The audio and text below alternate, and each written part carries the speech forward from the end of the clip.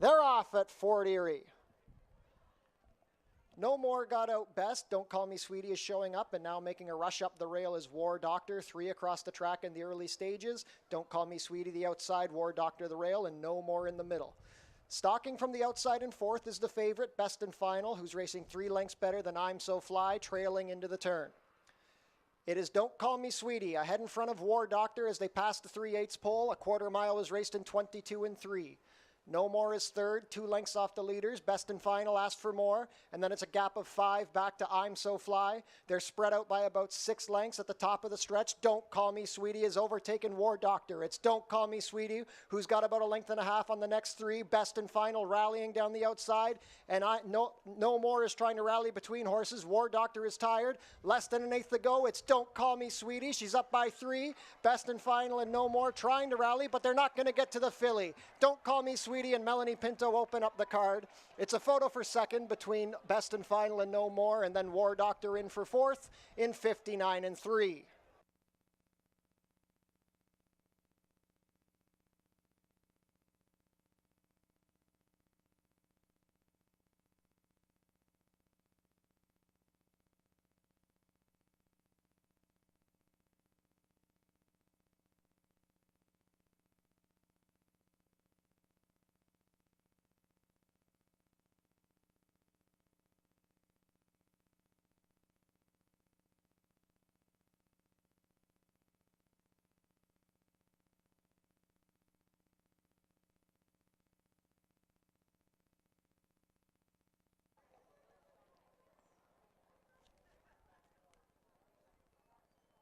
They're off. King of Awesome was out a little slowly. Stribling is going for the early lead. It's Stribling, a length better than Thy Kingdom on the outside. Paperback Hero tucks in third, and then it's another gap of 2 to King of Awesome. The quartet are strung out by about 4 or 5 lengths. They race down the backstretch. It is Stribling on top, 1 3/4. Paperback Hero is up the rail into second, a neck better than Thy Kingdom from third.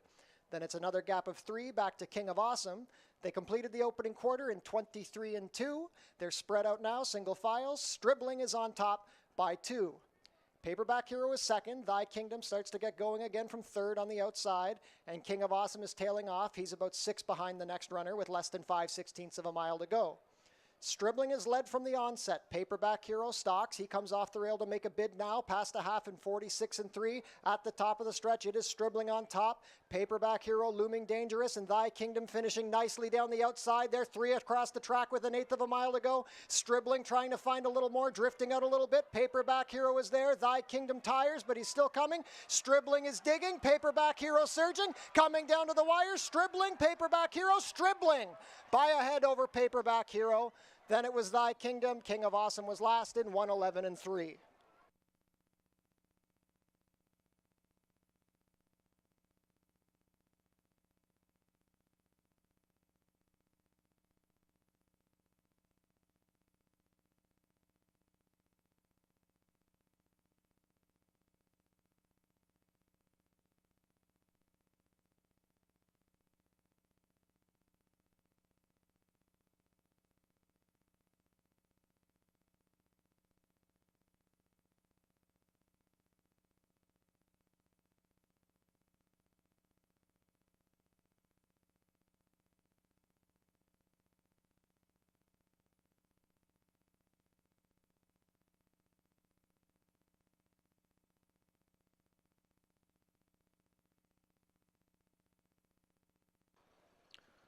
And the Danny Wills runners will complete the line. Samuel H. with Nicole Hine, and Silent Fire with Melanie Pinto.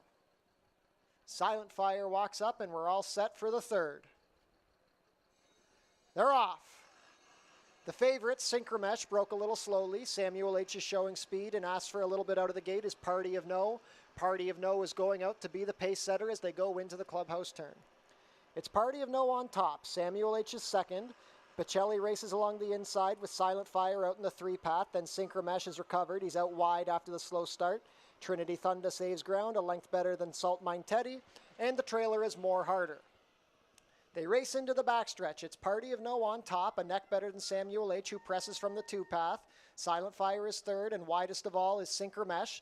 The quarter was a very slow 26 flat. They're 4 across the track now. Samuel H., Party of No, Silent Fire, and Deepest Still is Sinker Mesh. The top 4 have opened up about 5 on Bocelli. Trinity Thunder tries to sneak up the rail to the inside of Salt Mine Teddy, and More Harder still has about 8 lengths to make up on the pack. The half was 49-4. Party of No still has the lead. Sinker Mesh is into second, but he's had a very wide trip so far. Silent Fire third. Samuel H. backs out from fourth. Salt Mine Teddy has gained ground. To his outside, Bocelli is also running a good race. Trinity Thunder looked like he was rallying, but he appears to be stalling, and More Harder still trails. Down the stretch they come. It is Party of No on top, but Sinker Mesh is right there. Silent Fire tries to come back along the rail. Bocelli and Salt Mine Teddy are out deep. It is Party of No. He's shaken off Sinker Mesh. He's up by 2. Silent Fire is into second. Down to the wire. Party of No rebroke and got the job done. Silent Fire and then Samuel H. a photo for fourth in 1:27-4.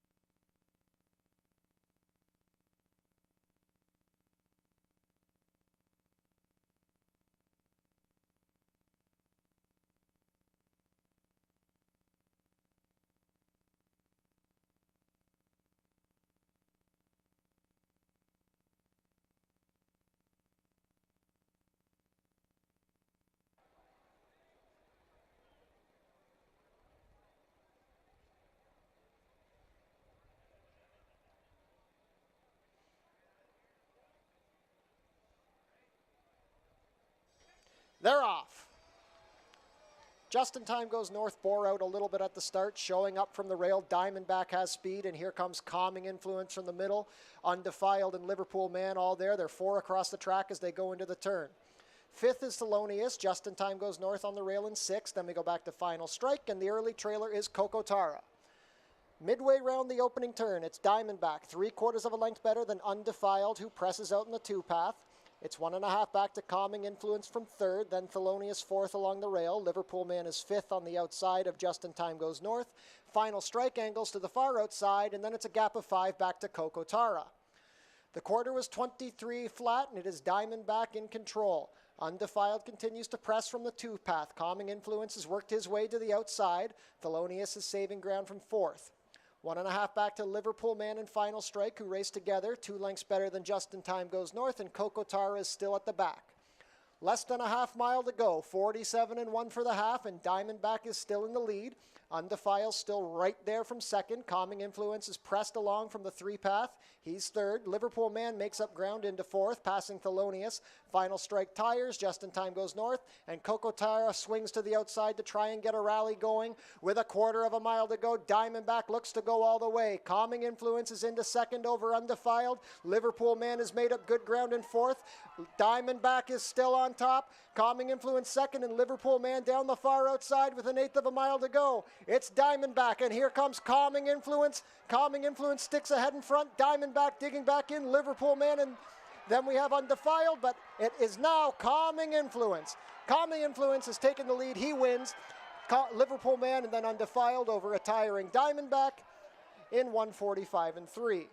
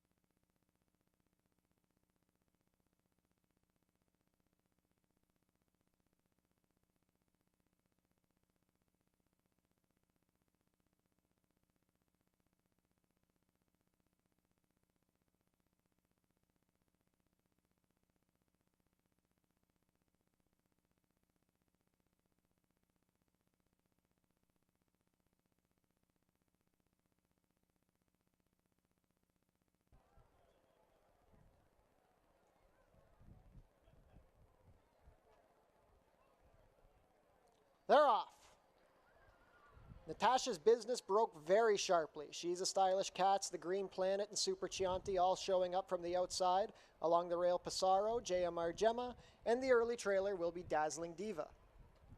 They are clustered up front. Natasha's business and the Green Planet are head and head. Super Chianti stalks from the outside. JMR Gemma is into fourth over She's a Stylish Cats. Then 2 lengths back to Passaro, and another 5 to Dazzling Diva. The quarter was 22-2, quickest of the day so far. The Green Planet sticks ahead in front of Natasha's business. JMR Gemma having trouble on the turn as Super Chianti winds up into 3-path to make a bid. She's a Stylish Cats needs room. The others are out of it. It's Super Chianti on top. Natasha's business tries to dig back in along the fence. The Green Planet tires. She's a Stylish Cats coming down the outside, but Super Chianti is up by 2. Super Chianti is on top. She's a Stylish Cats is coming. It's Super Chianti. She's a Stylish Cats. Super Chianti holding. Super Chianti wins. Super Chianti a length over She's a Stylish Cats, then Natasha's business. JMR Gemma and a fast closing Dazzling Diva in 59-2.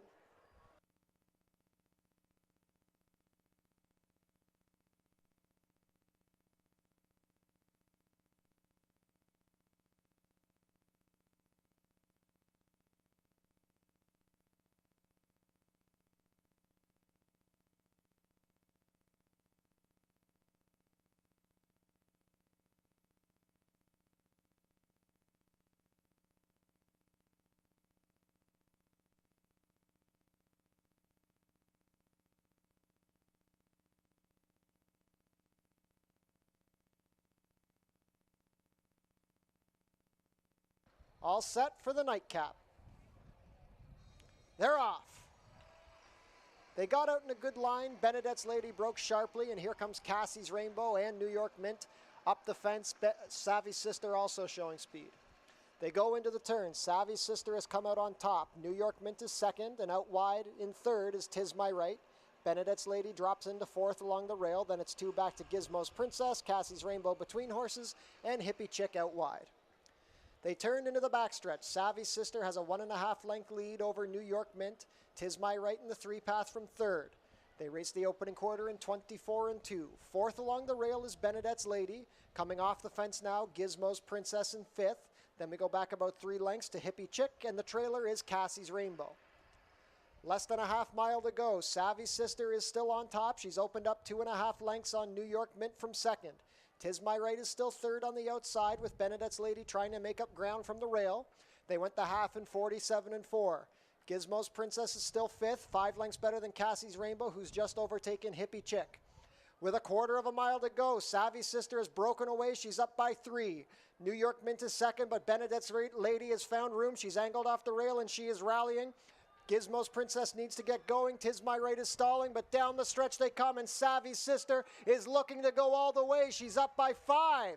Benedette's Lady is trying desperately from second. 'Tis My Right running a good one in third, but nobody is getting to Savvy's Sister. She is much the best. Savvy's Sister and Isabel Wentz win the nightcap. Benedette's Lady, then 'Tis My Right, Gizmo's Princess, and Cassie's Rainbow in for the jackpot high 5 in 126-4.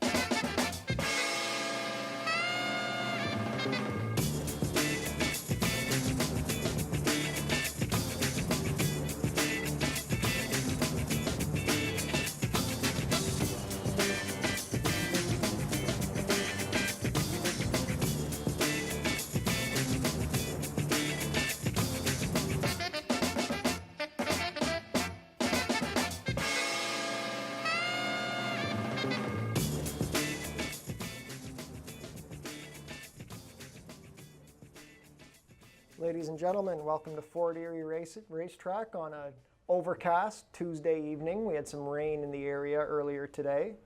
It has subsided. Hopefully it stays that way for the remainder of the card. The main track is sloppy and we are off the turf today at Fort Erie Racetrack. It's currently 20 degrees Celsius, 68 degrees Fahrenheit, with wind coming from the northwest at just under 7 miles per hour. Be sure to check out our website, forterieracing.com. If you can't make it to the track, we have live video streaming, and you can also find all of our race replays. Tune into the pre-race show to get info about the track conditions, changes on the program, handicapping selections, and info about upcoming races and events. Racing will be back next week at Fort Erie with our standard Monday-Tuesday schedule. Monday's first post is 1:05. Tuesday's first post will be 4:05. Our next free concert at the Tiki Bar will be Tuesday, August 23rd, featuring the Strictly Hip after the races. Free concert sponsored by Phil and Sarah Real Estate Team. And then on Tuesday, August 30th, we'll have another free concert featuring Split Second, sponsored by Ray Rosatani, Remax Niagara Realty. Honeymoon Suite will be performing at Fort Erie on Saturday, September 17th at 7 p.m., featuring Leah Marlene and The Trip. This is a special ticketed fundraiser for COPE. You can get your tickets now at customer service or online at eventbrite.ca. This is for We Love Fort Erie Night, sponsored by Fort Erie Rona. The 87th running of the Prince of Wales Stakes, second jewel in the OLG Canadian Triple Crown, will be held on Tuesday, September 13th. First post is 1:05. Be sure to book your table for the Turfside Dining Room, open on all live racing days. Reservations are strongly recommended. Become a member of HPIBet.com today. Get $100 when you bet $100, plus your first bet is on us. Tune into Your TV Niagara for the Fort Erie Race Replay Show, Channel 700, Thursdays and Saturdays at 10 p.m. Our $7,500 guaranteed early pick 4 pool will begin today in Race 2. And then in Race 4, the late pick 5 pool is also guaranteed at $7,500. Jackpot High 5 carryover is growing. It's in the 8th race today. Carryover is up to $6,758. Smoking is allowed only in designated areas here at Fort Erie Racetrack. No food or beverage is permitted in these areas, and no cannabis is allowed on the property. Coming up next are today's race changes. Race 1, we have an overweight on the number 4, Cozy Cat. 2 pounds over, make the weight 122 pounds. In race 2, overweight on the number 5, Golden Garter.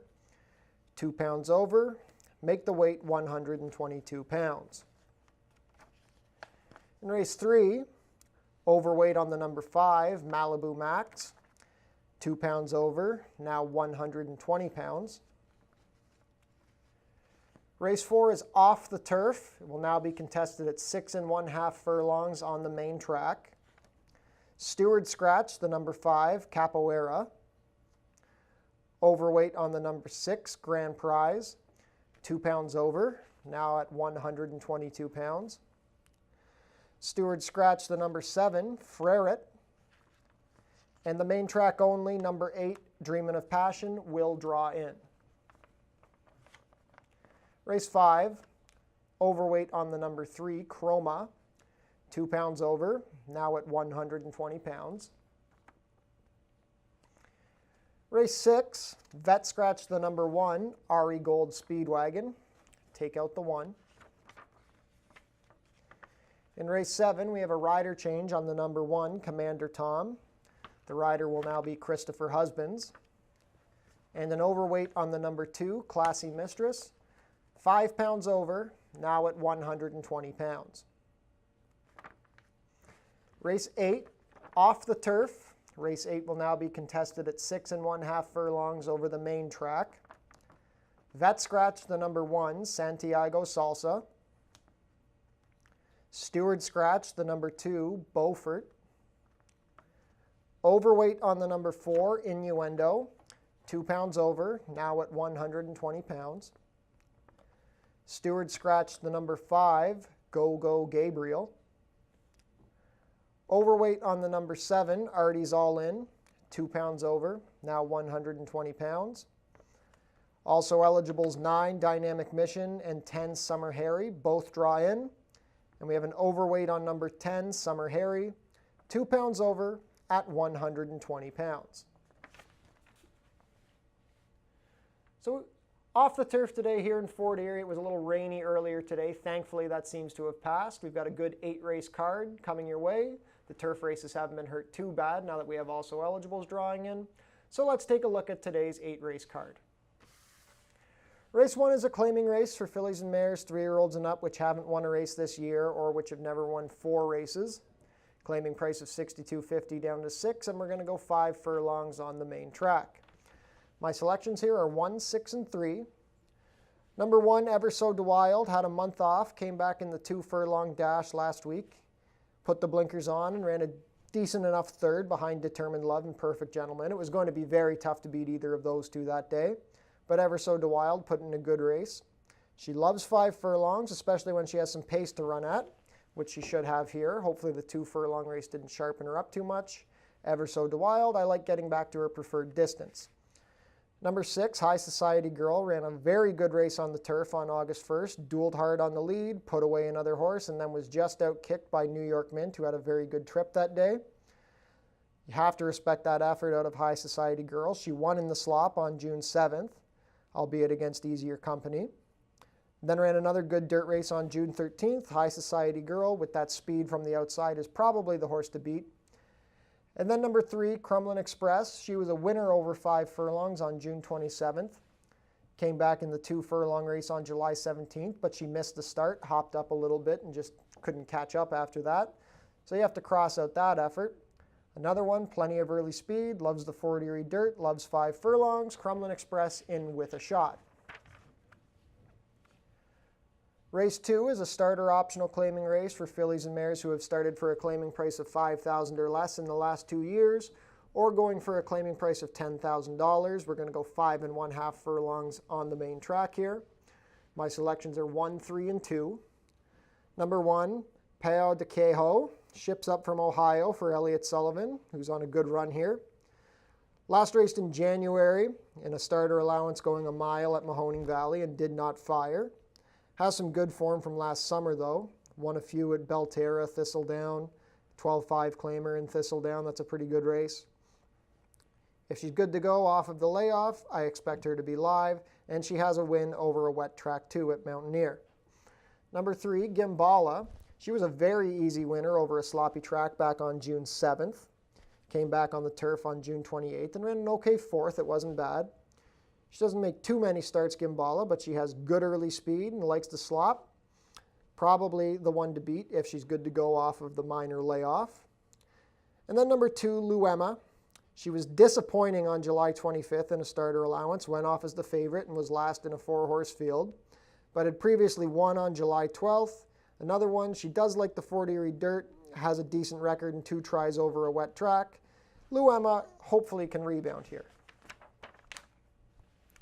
Race 3 is a claiming race for 3-year-olds and up, wide open, 8,000 down to 7,000, and we're going to go 1 mile and a 16th on the main track. My selections here are 5, 3, and 1. Number 5, Malibu Max. I love this horse getting back onto the dirt. He was on the turf course on August 2nd and just ran a bit evenly as the favorite. His prior race was going 5.5 furlongs on July 11th, and that's just much too short for this horse. 2 turns on the dirt, right up Malibu Max's right up his alley. He has a good record over a wet surface too, so I'm expecting a good run out of this 9-year-old colt. Number 3, Four Nights.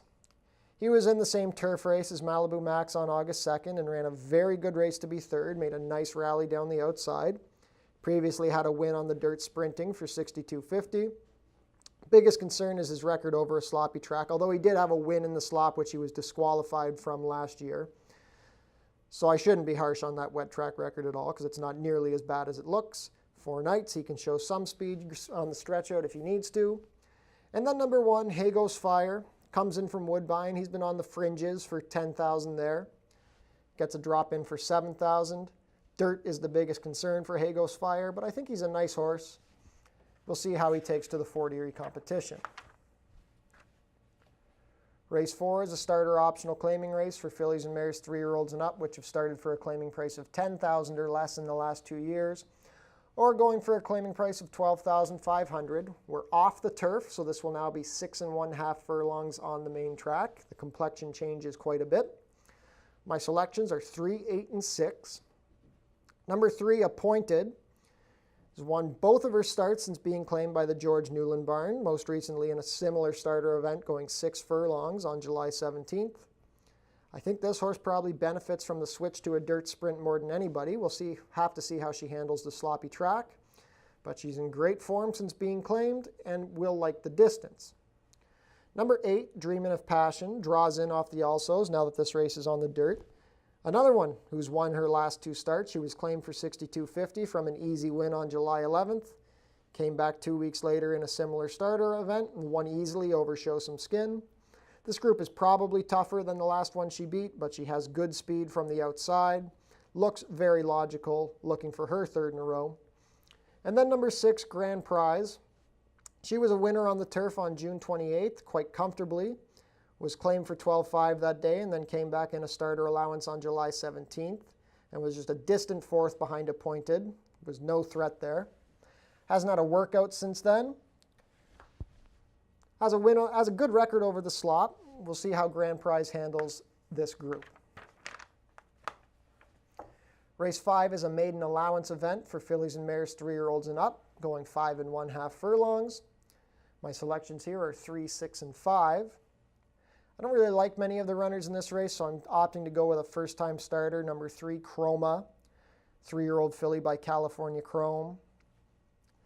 Was working up at Woodbine and then came down to Fort Erie in July. Had to work from the gate on July 16th, and then recently a slower 5/8 work from the pole. Biggest concern with Chroma is the fact that she was a vet scratch from a turf race on July 25th. But she doesn't have to beat an overly tough group here in her debut, so I'm going to give her a shot.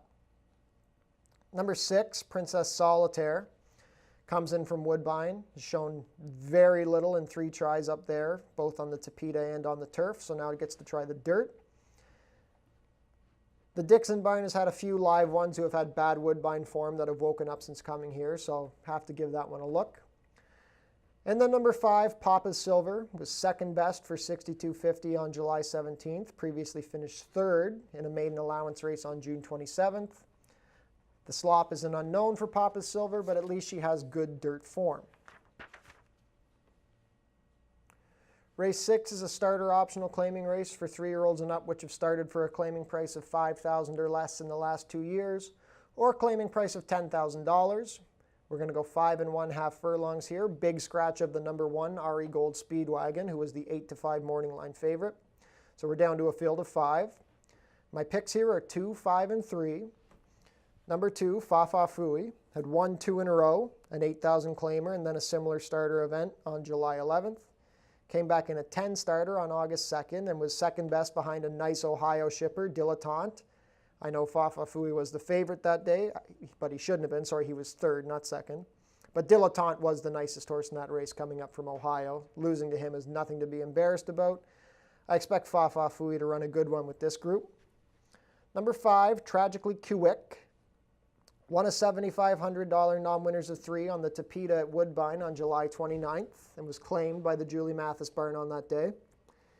He's facing a lot tougher here. Fa Fa Fooey is a nice horse. Torpedo Max is capable. Glitter Mountain's good. But this is a live barn. This horse has speed. We'll have to see how he likes the slop. And then number 3, Torpedo Max. He was very disappointing in his first start off of the claim on August 2nd, showed speed and then faltered. But he is a back-classy horse. He is capable of better. He won in the mud at Mahoning Valley back in April. So Torpedo Max, I would not toss out completely. Race 7 is an allowance race for 3-year-olds and up, which have never won 3 races. We're going to go 6 1/2 furlongs on the main track.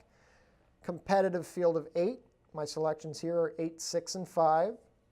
Number 8, Ante Up Alex, won his non-winners of 2, going 1 mile and 70 on June 19th.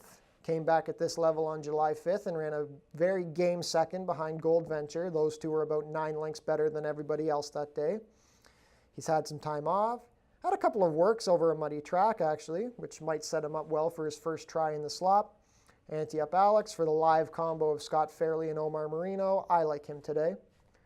Number 6, Bahamian Dude, was second best behind Wild River Wolf on June 21st, then came back on July 25th, dueled hard on the lead, put the other speed away, and was able to prevail over Voyant to win his non-2.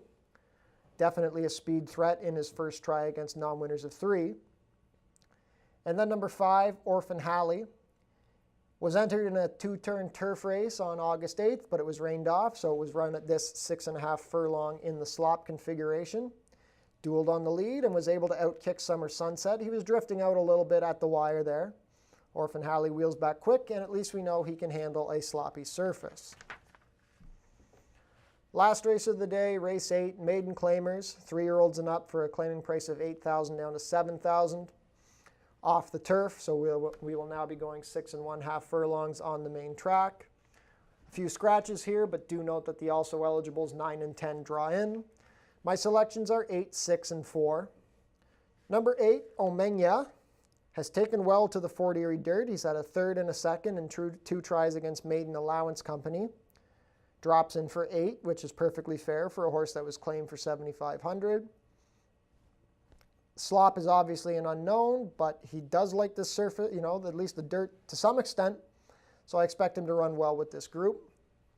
Number 6, Misty's Pride, is definitely an interesting long shot. Was a distant 4th in her debut over the dirt. Broke slowly and made up some ground. It was not a bad run, I don't think. Showed some potential. Then tried 2 turns on the turf on July 25th. Made the lead, dueled, and just got tired in the stretch. You've got to expect him to break better than he did in his debut, and he should have some better position than he did on July 12th. So if he gets in a decent spot, I expect Misty's Pride to make a good showing. And then number 4, Innuendo, was a distant 4th against Maiden Special Weight Company in his dirt debut on August 1st. Makes his 3rd start for the Malini barn here. Might like the slop. Innuendo on the class drop. Not the worst option you can find. So that's a look at our 8-race card today. We have 16 minutes to post for race number 1. Best of luck to all of you joining us here today.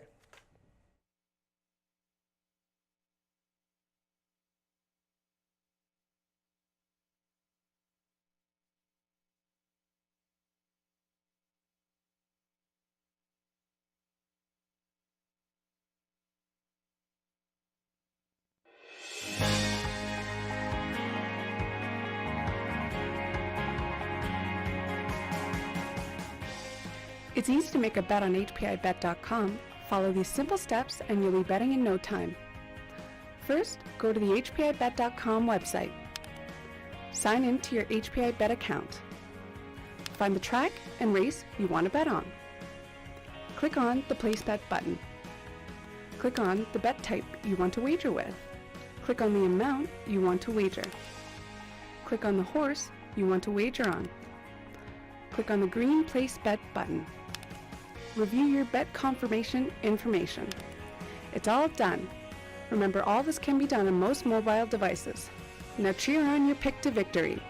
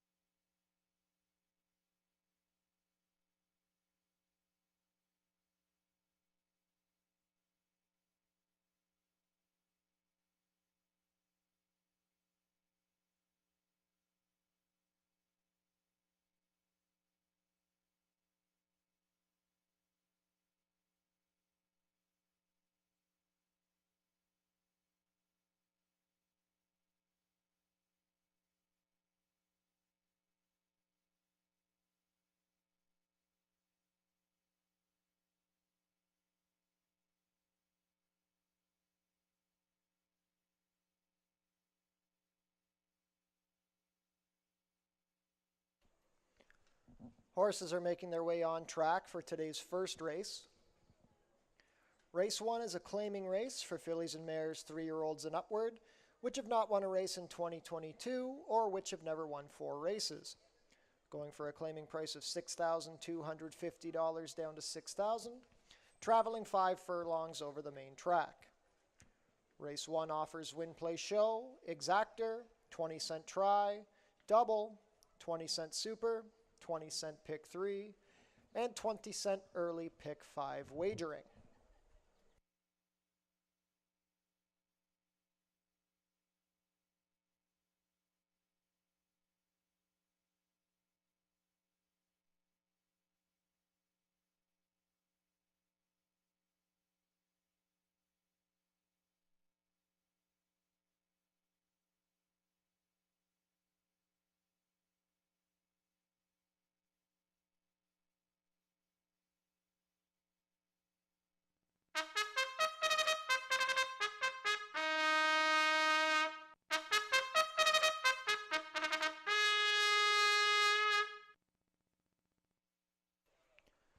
Number 1 is Ever So DeWild. Juan Crawford rides for trainer Allison Jennings and owner Big Boy Racing. 2 is All About the Drama. Olaf Hernandez has the call for trainer Paula Loescher and owner Michael Johns. 3 is Crumlin Express. Pierre Mailhot will pilot for owner-trainer Barbara Bailey. 4 is Cozy Cat. Ishmael Mascara rides for trainer George Newland and owners Fortunato Galati and Dwayne Newsom. Number 5 is Fun Cool. Omar Marino in the saddle for trainer Jeff Voice, who owns in partnership with Mike Mailhot. And number 6 is High Society Girl. Melanie Pinto rides for trainer Julie Mathis and owner Bruno Schickadans. 3 minutes to post for race 1. Early pick 5 wagering kicks off here.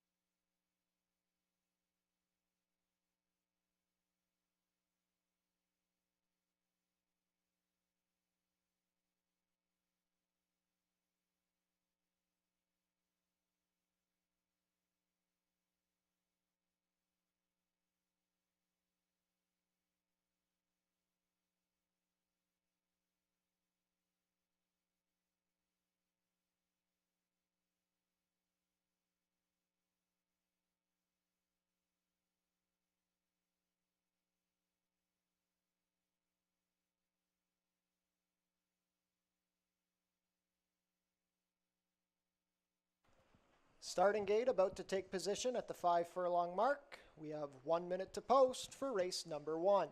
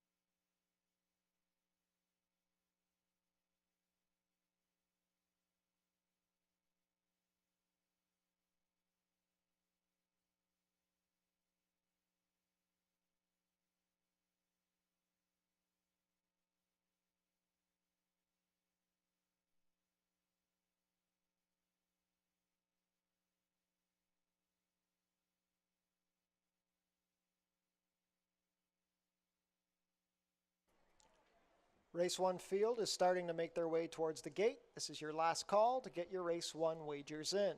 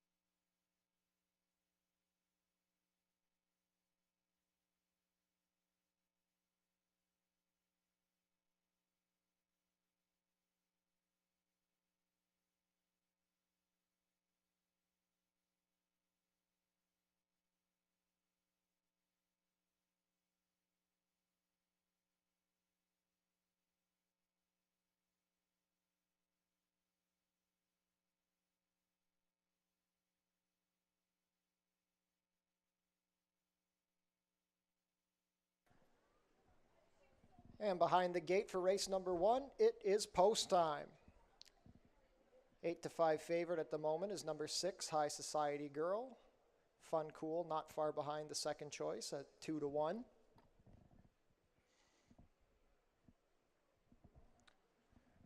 First to go up will be All About the Drama with Olaf Hernandez.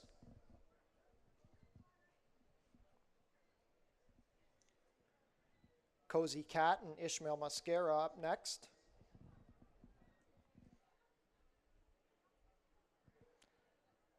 Outside post for High Society Girl with Melanie Pinto aboard, down to 3-2 as she walks in.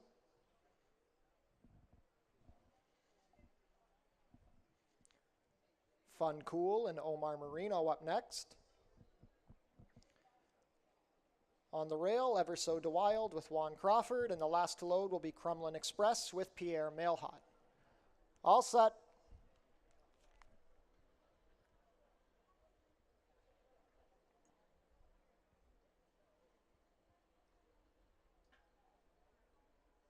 They're off in Fort Erie. All About the Drama broke like a shot. She's already a length clear of the rest, but here comes Crumlin Express to her outside. It's All About the Drama and Crumlin Express head and head. On the outside in third is High Society Girl, Cozy Cat to her inside. Then we go back to the trailing pair of Fun Cool and Ever So Wild. All About the Drama had to steady a little bit as Crumlin Express dropped down to the rail. High Society Girl is into second, past an opening quarter in 22-1.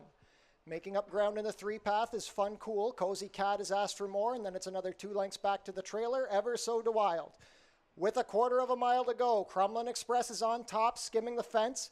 Out in second is High Society Girl. Fun Cool tries to rally and trying to come back on All About the Drama, but as they race towards the 8th pole, it's Crumlin Express on top. Crumlin Express still has a length on High Society Girl, who's finishing nicely down the outside. It's these two head and head at the 16th pole. High Society Girl and Crumlin Express coming down to the wire. It's High Society Girl finishing best. Crumlin Express was second, a photo for third between Ever So Wild and Fun Cool, 59-2.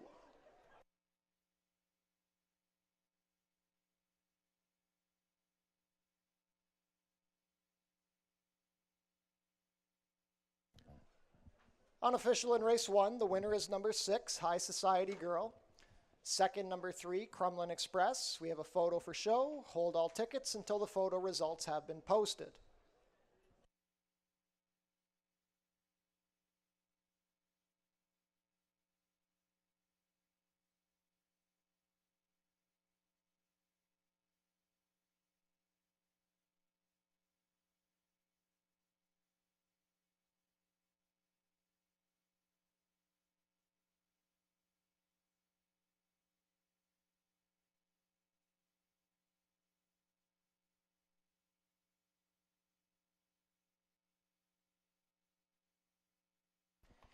In the show photo, it was number 5, Fun Cool, prevailing over number 1, Ever So Wild. So the unofficial race 1 order will be 6-3-5-1.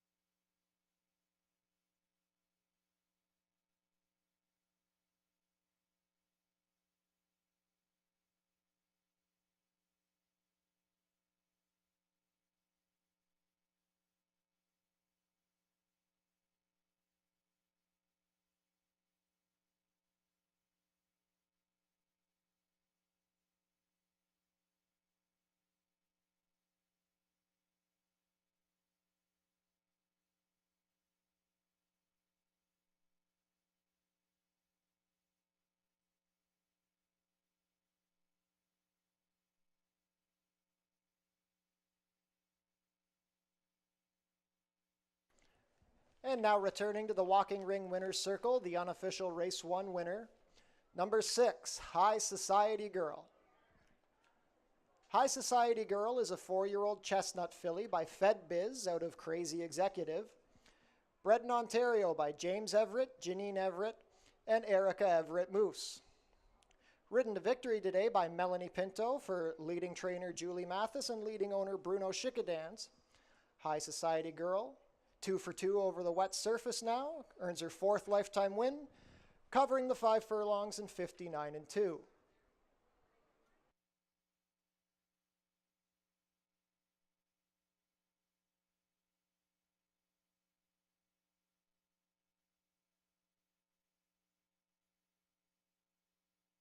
Race 1 is now official.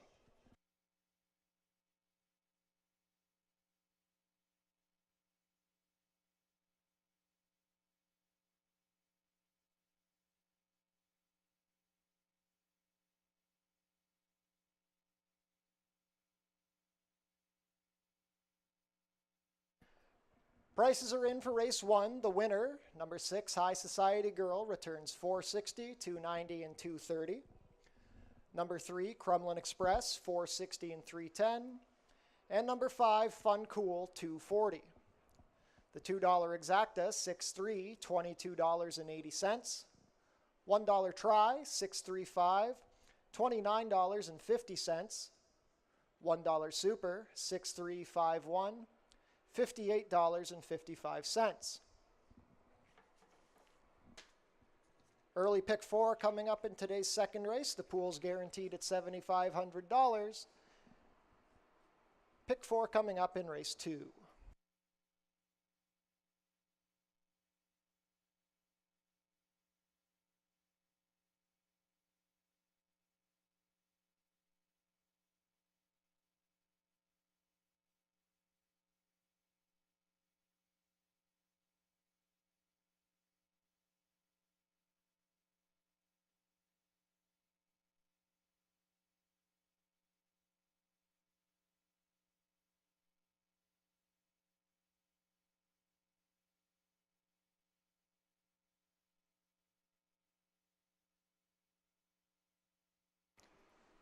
So ladies and gentlemen, on screen now is the show photo for race number 1, if you'll turn to your monitors. Number 5, Fun Cool with the nose down over number 1, Never So Wild. Race 1 show photo is now on screen.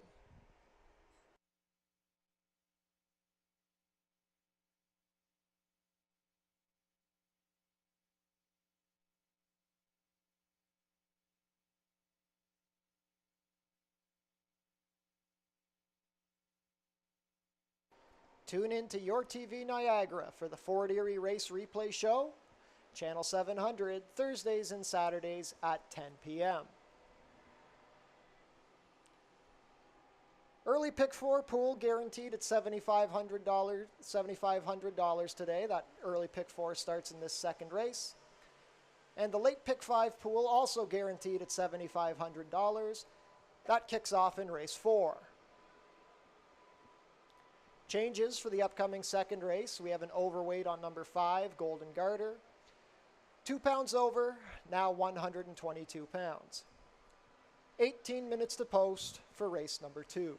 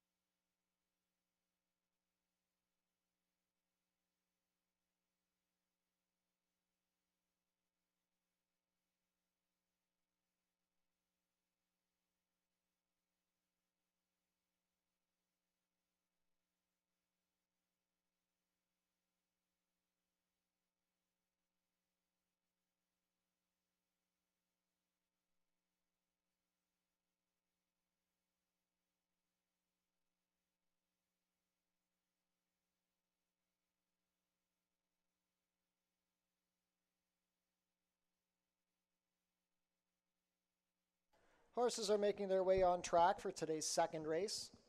Race 2 is a starter optional claiming race for fillies and mares 3-year-olds and up, which have started for a claiming price of $5,000 or less in the last 2 years, or claiming price of $10,000. We're going to go 5 1/2 furlongs on the main track. Race 2 offers win, play, show, exactor, 20-cent try, double, 20-cent pick 3, 20-cent super, and 20-cent pick 4 wagering with a $7,500 guaranteed pool.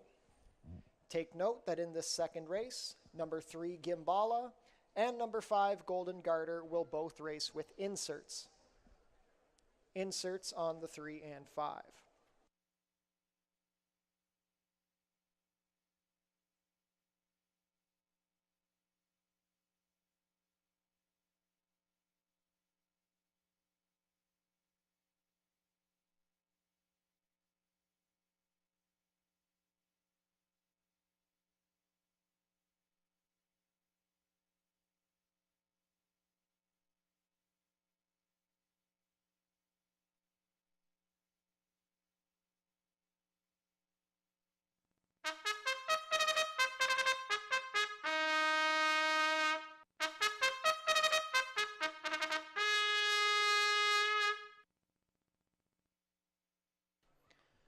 Number 1 is Pound de Queso. Chris Husbands rides for owner-trainer Elliott Sullivan. 2 is Luema. Melanie Pinto rides for trainer Mike Blake and owners Ascot Stud, James Wilworth, and Rachel Stalker Parks. Number 3 is Gimbala. Juan Crawford will pilot for trainer John Sims, who owns in partnership with Harvey Bussey.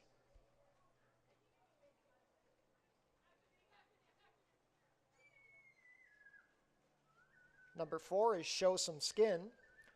Kirk Johnson has the mount for owner-trainer Louis Cappy. And number 5 is Golden Garter. Ishmael Mosquera rides for trainer John Sims and owner Deborah Fletcher. 3 minutes to post for race 2. $7,500 guaranteed early pick 4 starts here.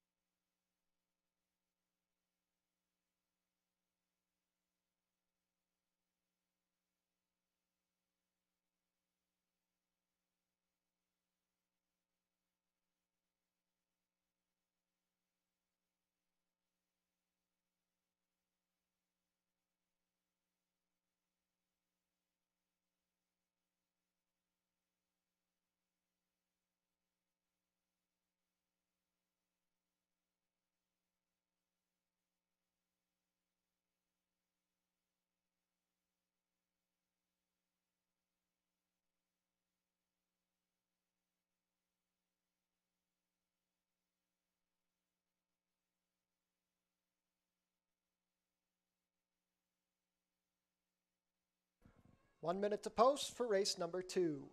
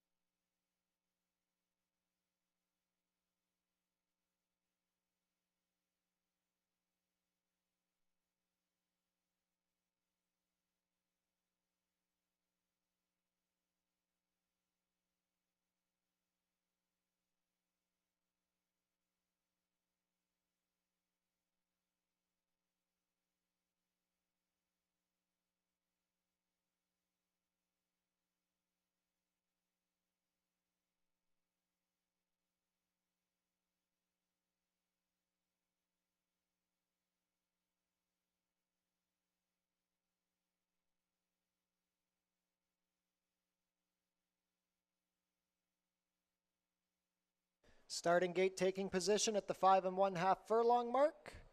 Not too much time left to get your race 2 wagers in.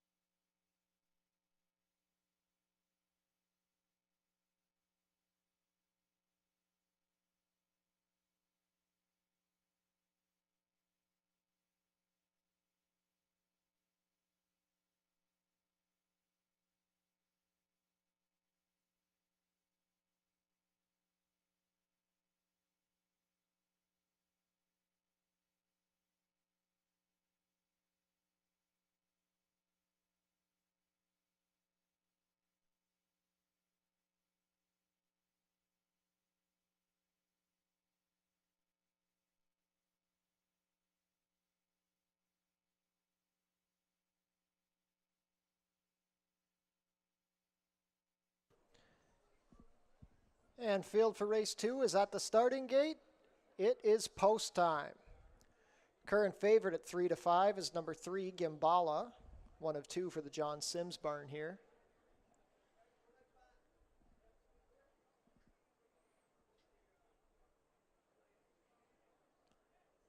First up is Pound de Queso with Chris Husbands, gate 1. Ships up from Ohio. The Arkansas bred Luema with Melanie Pinto. Pinto looking to sweep the early double. Gimbala and Juan Crawford, 4 to 5 favorite. Show Some Skin and Kirk Johnson to gate 4. And last up will be Golden Garter with Ishmael Mascara. All set.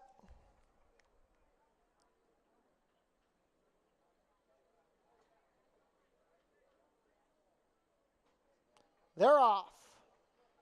They got out in a good line. Gimbala and Luema showing the most early speed. Now Pound de Queso showing up along the rail. These 3 are head and head with Show Some Skin 4th and then 1 1/2 back to Golden Garter. They race down the backstretch. Still a duel up front. Pound de Queso puts ahead in front of Luema. Gimbala still pressing from the 3 path. Show Some Skin a length behind them in 4th, and wider still is Golden Garter. With just over 3/8 of a mile to go, the opening quarter was 22 3, and Pound de Queso now a half length better than Luema and Gimbala. Gimbala creeping closer from the 3 path. These 3 have opened up about 3 on Show Some Skin, who's under the whip and trying to rally up the rail is Golden Garter. With a quarter of a mile to go, Pound de Queso is now the distinct leader with Gimbala second. Luema trying to re-rally between them. It's well back to Show Some Skin and Golden Garter. Pound de Queso has opened up 2. Gimbala is second. Luema is third. They have a lot of work to do to catch Pound de Queso, who's just getting stronger as they come down to the wire. It is Pound de Queso and Chris Husbands. They're going to win by about 3. Gimbala was second over Luema, then Show Some Skin, Golden Garter in 105 flat.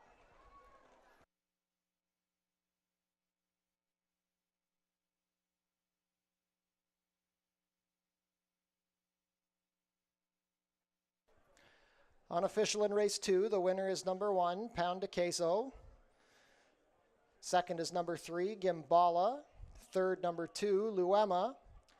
And fourth was number 4, Show Some Skin. Unofficial race 2 order is 1, 3, 2, 4.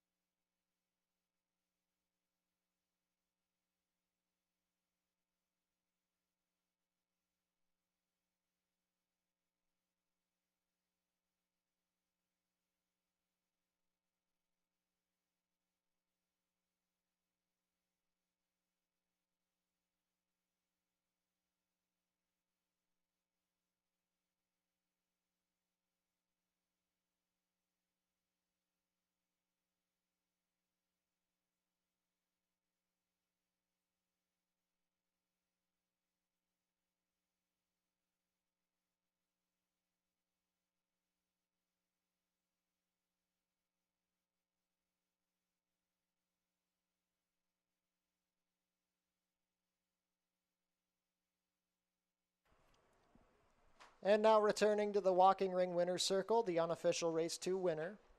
Number 1, Pound de Queso. Pound de Queso is a 4-year-old dark bay or brown filly by Commissioner out of Love Alert. Bred in Kentucky by Brownwood Farm.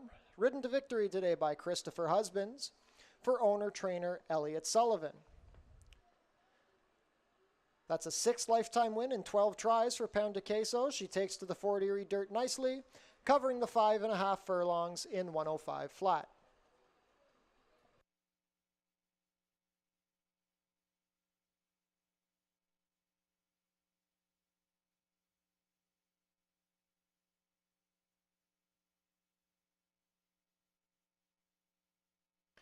Race 2 is official. Prices are up. The winner, number 1, Pound de Queso, $8.90, $3.60, and $3. Number 3, Gimbala, $2.50 and $2.10. And number 2, Luema, $2.60. $2 exacta, 1-3, $21.40. $1 try, 132, $26.20. $1 super, 1324, $37.55. And the $2 double, 6-1, returns $29.30. Race 3 coming up next in 19 minutes.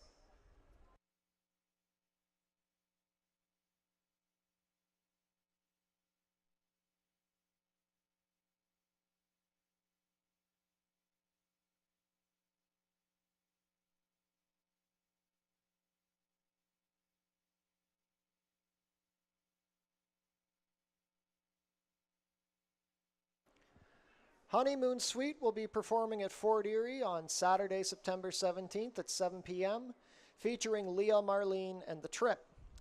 This is a special ticketed fundraiser for COPE. You can get your tickets now at customer service or online at eventbrite.ca. We love Fort Erie Night, event sponsored by Rona Fort Erie. Changes for the upcoming 3rd race. All we have is an overweight on the number 5, Malibu Max. He'll be 2 pounds over at 120 pounds. 19 minutes to post for race 3.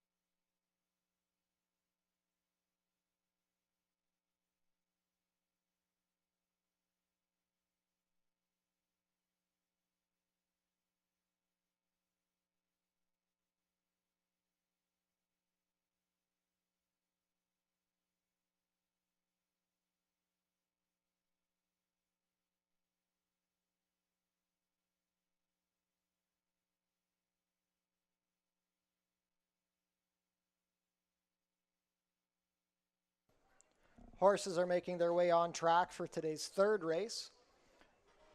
Race 3 is a claiming race for 3-year-olds and upward, going for a claiming price of $8,000 down to $7,000, traveling 1 mile and a 16th on the main track.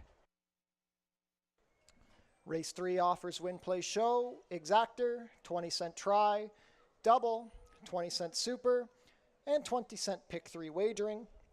Take note that in this race, number 1, Hago's Fire, will race with inserts. Inserts on the number 1.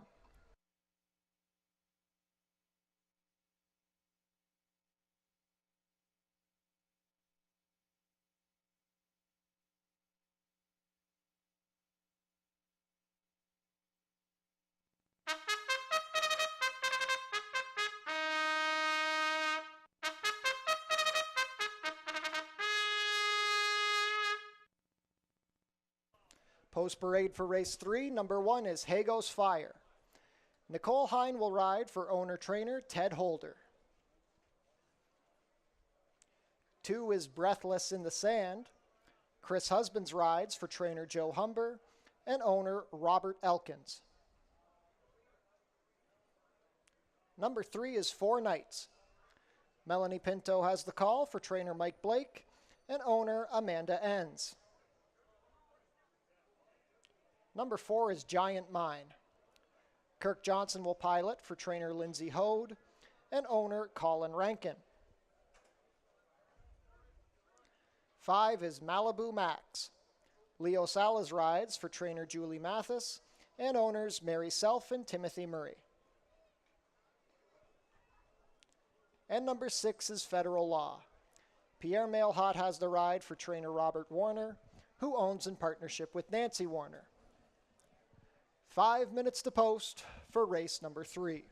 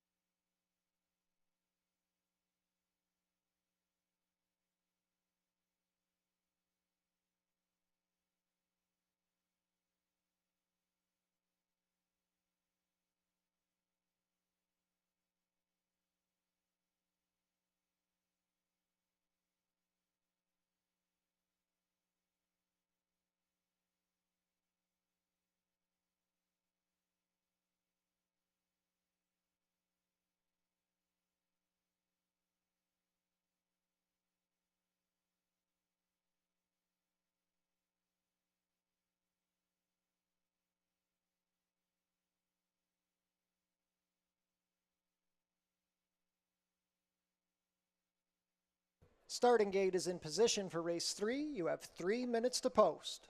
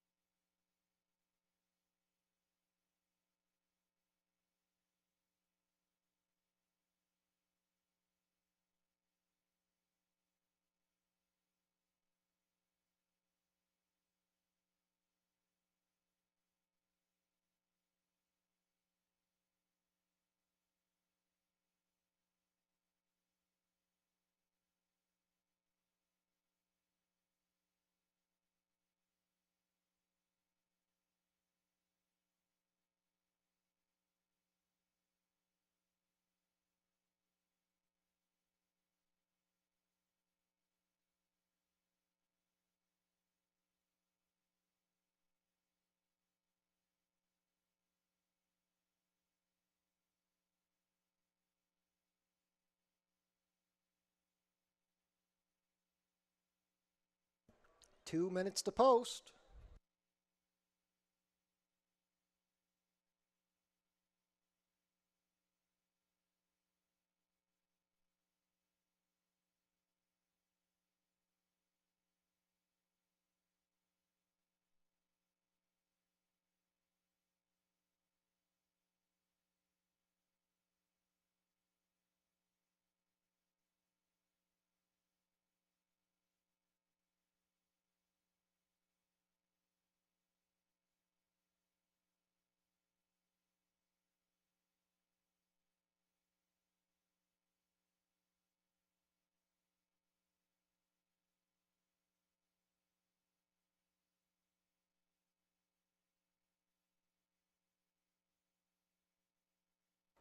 Down to 1 minute to post for this third race.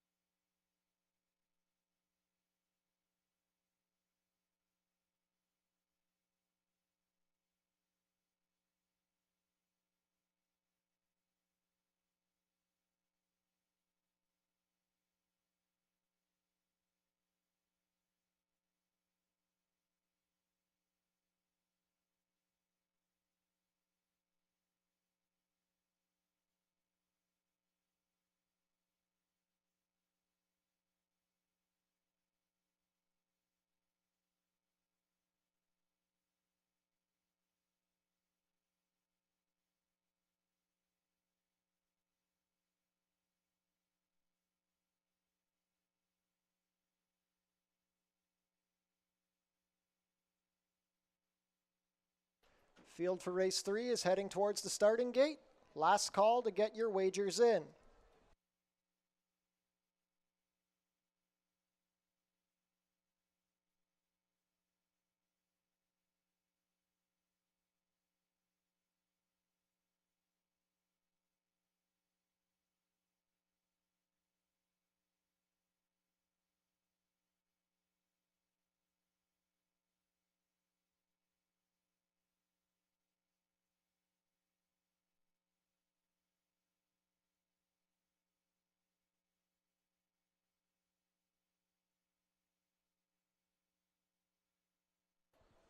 And set to begin loading for race number 3. Current favorite is number 5, Malibu Max at 8-5.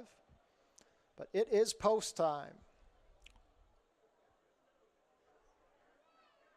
First to go up will be Hago's Fire with Nicole Hine. Breathless in the Sand off the claim. Chris Husbands aboard.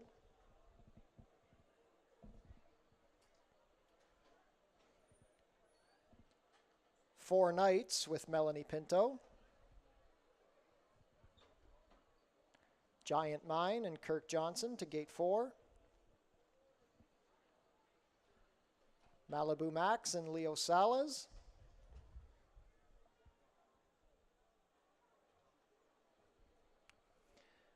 And last up will be Federal Law with Pierre Mailhot. All set.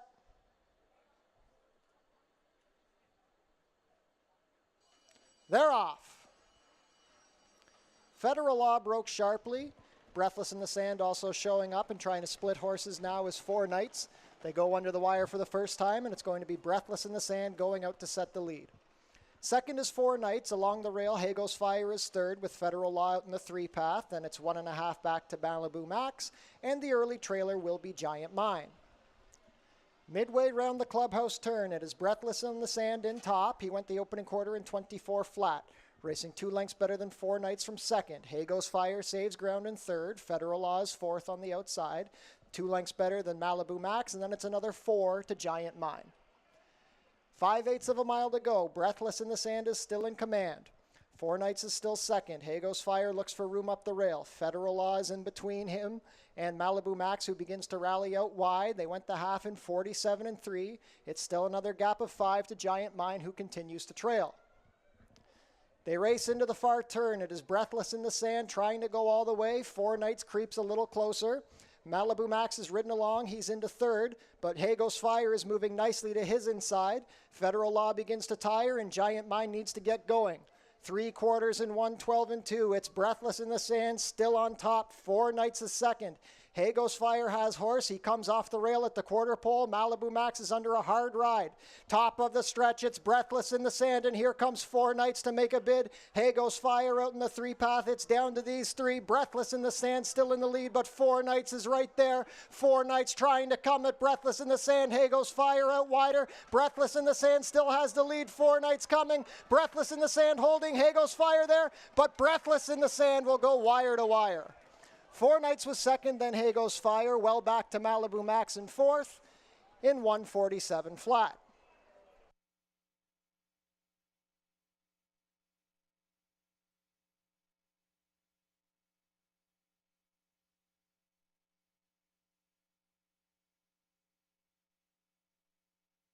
Unofficial in race 3, the winner is number 2, Breathless in the Sand.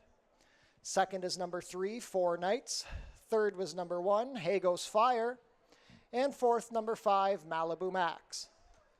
Unofficial race 3 order is 2, 3, 1, 5.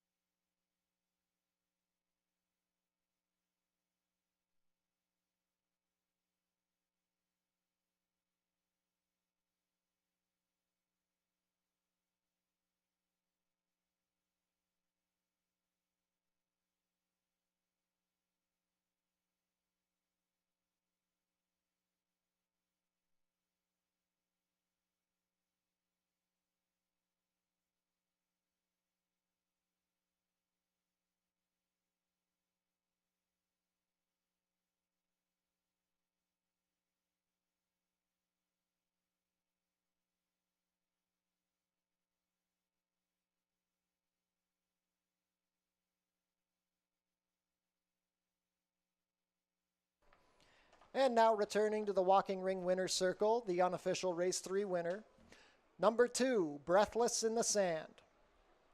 Breathless in the Sand is a 4-year-old bay gelding by Amy's Holiday out of Take Your Breath Away. Bred in Ontario by Megan Allen, ridden to victory today by Chris Husbands for trainer Joe Humber and owner Robert Elkins. Breathless in the Sand goes wire to wire in the slop in the first start off of the claim, earning a 4th lifetime victory in 147 flat.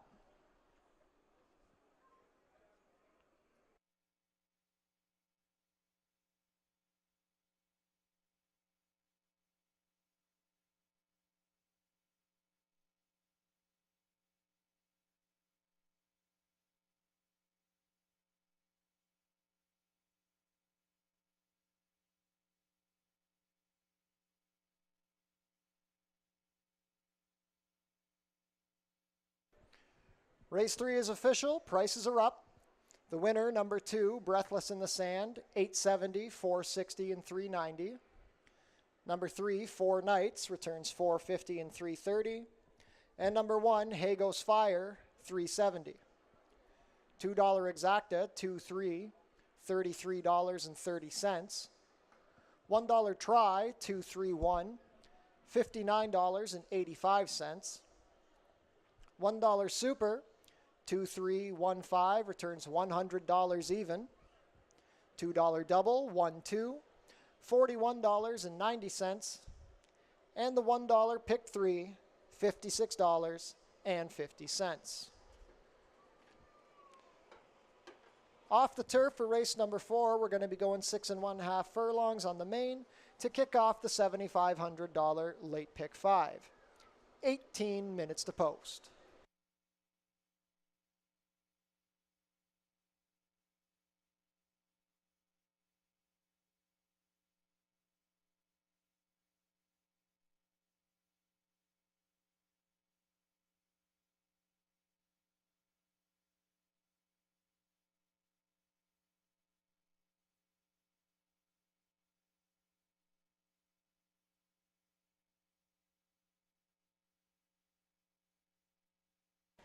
The 87th running of the Prince of Wales Stakes, second leg of the OLG Canadian Triple Crown, is coming up on Tuesday, September 13th.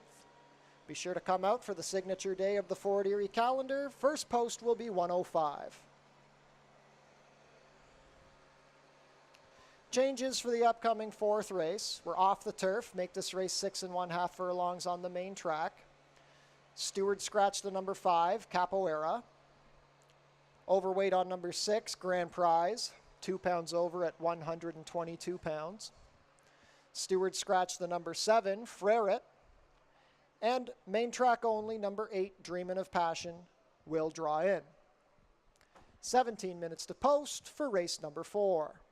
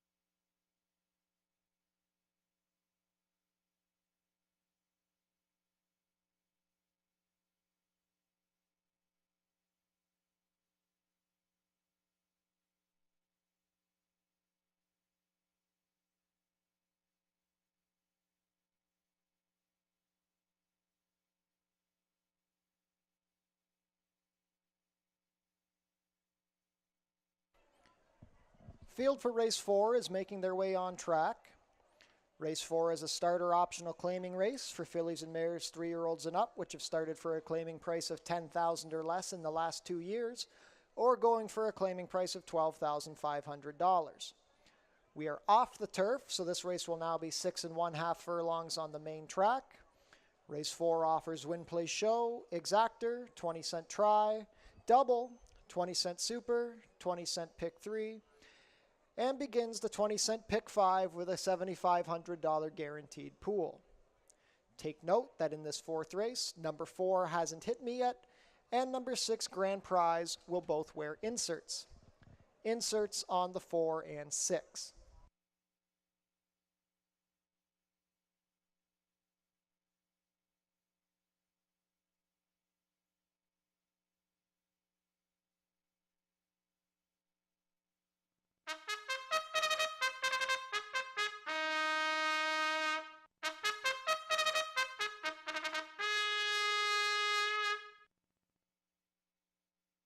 Post parade for race 4, number 1 is Make No Mistake.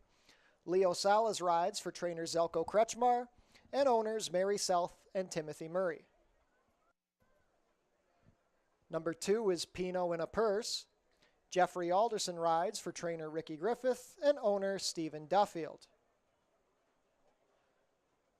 Number 3 is Appointed. Nicole Hine has the call for trainer George Newland and owner Fortunato Galati. 4 is Hasn't Hit Me Yet. Helen Vanek pilots for owner-trainer Desmond Maynard.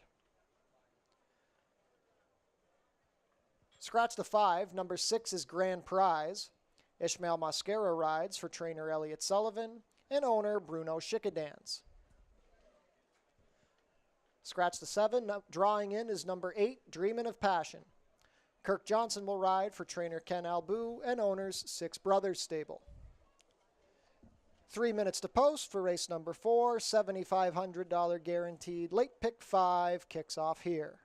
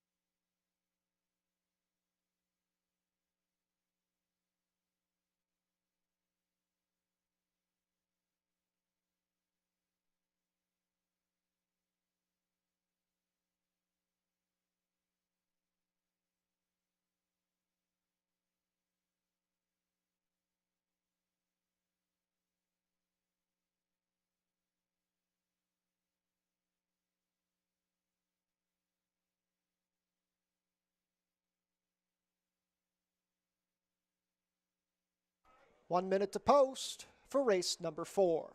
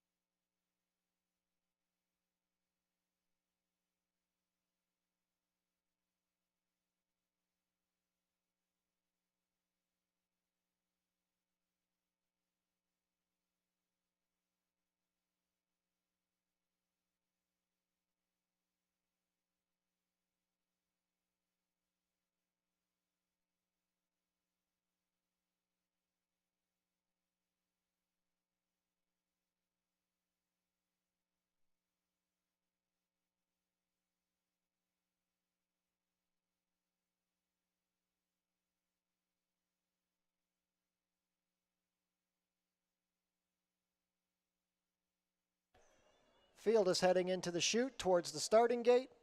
Last call to get your race 4 wagers in.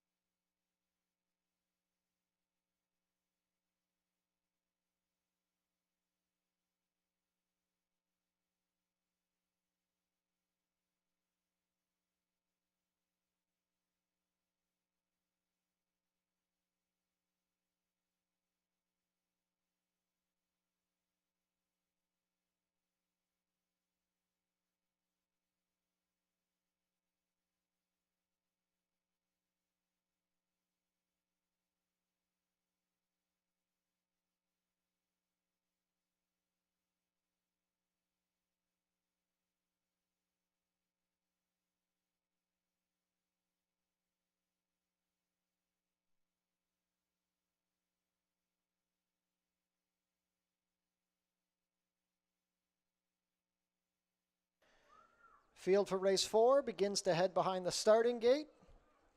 It is now post time.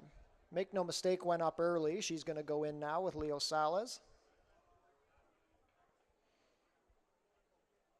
Pinot in a purse with Jeffrey Alderson.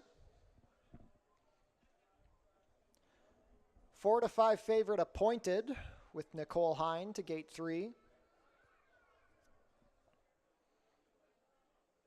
Appointed walks in.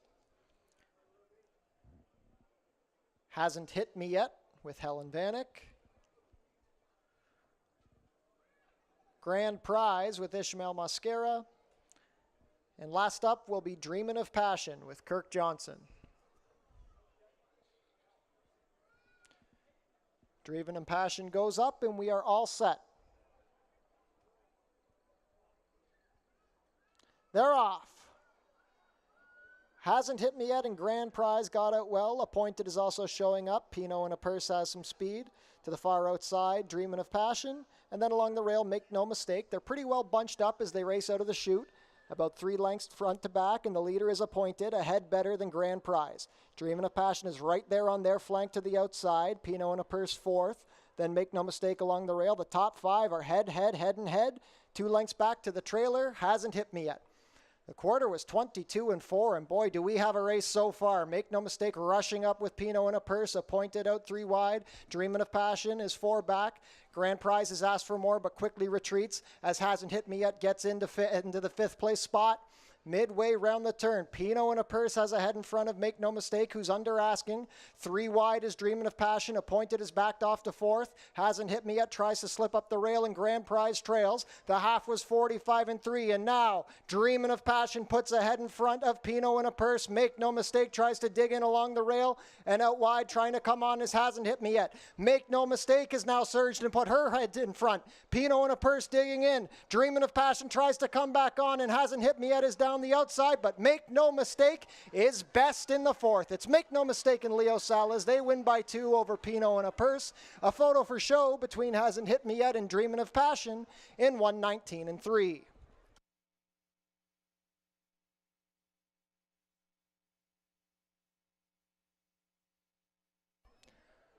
Unofficial in race 4, the winner is number 1, Make No Mistake. Second is number 2, Pinot in a purse. We have a photo for show. Hold all tickets until the photo results have been posted.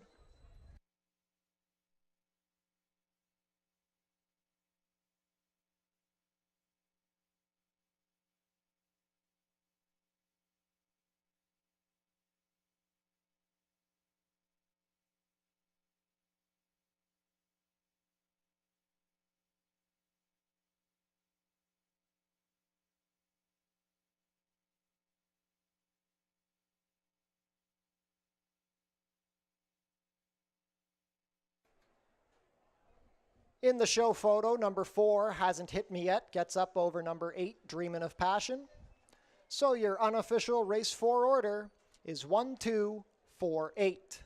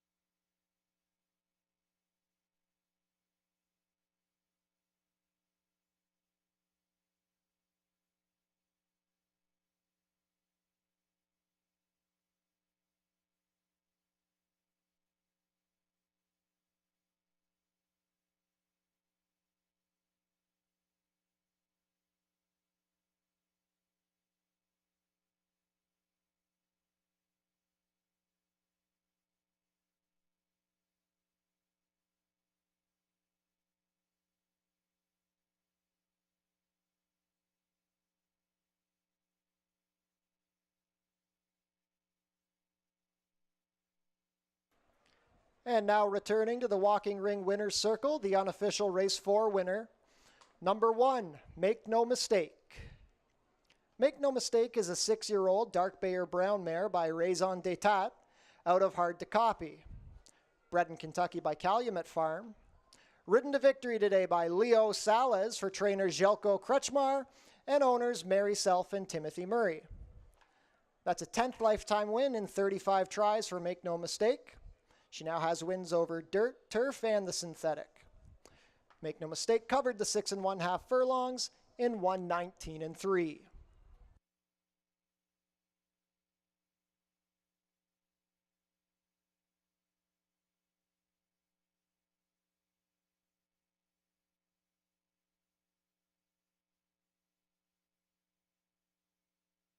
Race 4 is official. Prices are up. The winner, number 1, Make No Mistake, 820, 510, and 320. Long shot Pinot in a person for second, 1030 to place, 610 to show. Even bigger long shot hasn't hit me yet in for third, 980 to show. $2 exacta, 1-2 returns $59. $1 try, 124, $206.75. $1 super, 1248. $1,420.30. $2 double, 2-1 returns $46.40. And the $1 pick 3, $75.50. Late pick 4 wagering coming up in race 5. We've got 17 minutes to post.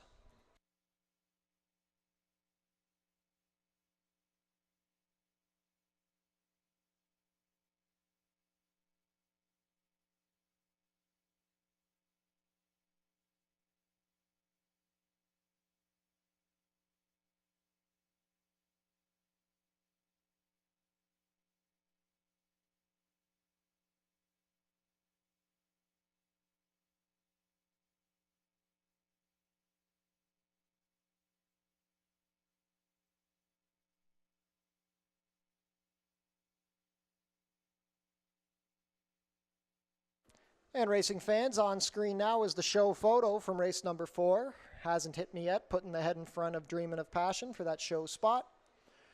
Race 4 show photo is on screen now.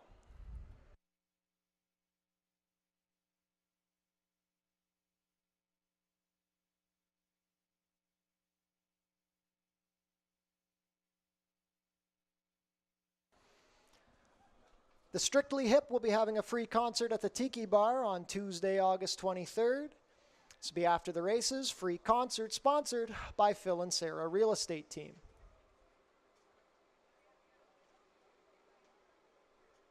Changes for the upcoming 5th race. We just have an overweight. Number 3, Chroma, will be 2 pounds over at 120 pounds. 15 minutes to post for race number 5.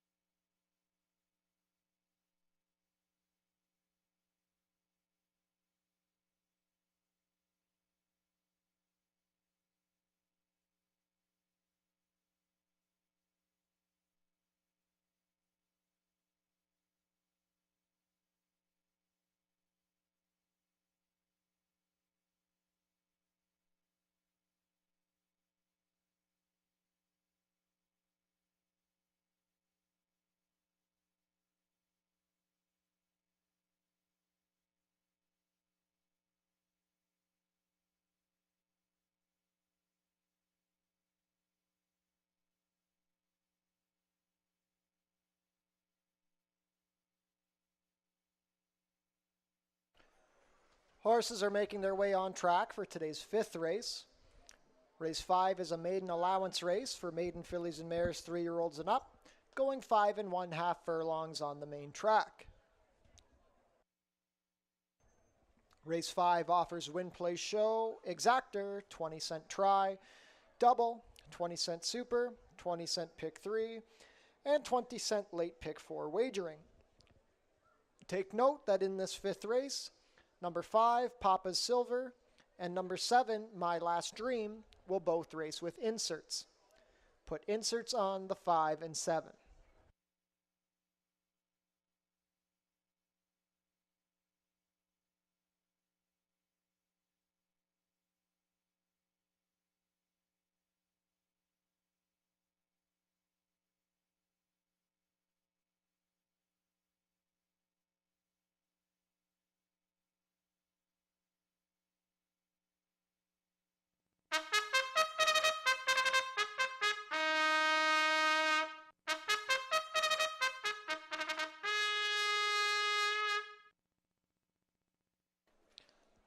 Post parade for race 5, number 1 is Sequel.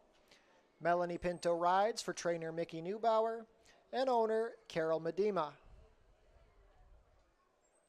2 is Picture Day Jessica.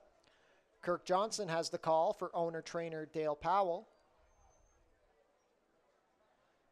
Number 3 is Chroma. Leo Salas pilots for trainer By Raganoff and owners Centennial Farms Niagara Incorporated and John Lennox. 4 is Lights and Sirens.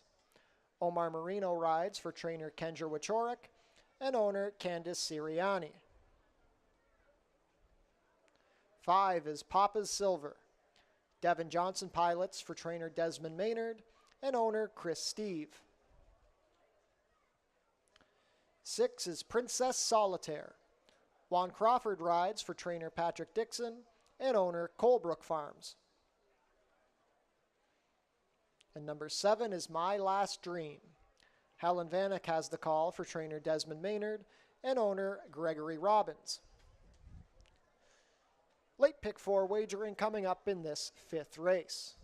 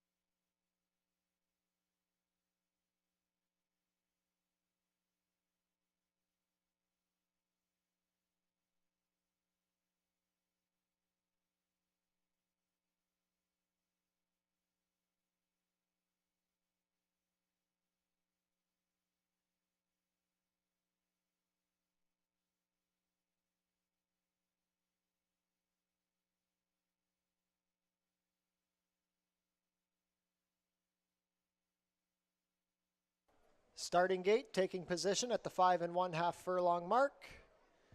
Not too much time left to get your race 5 wagers in.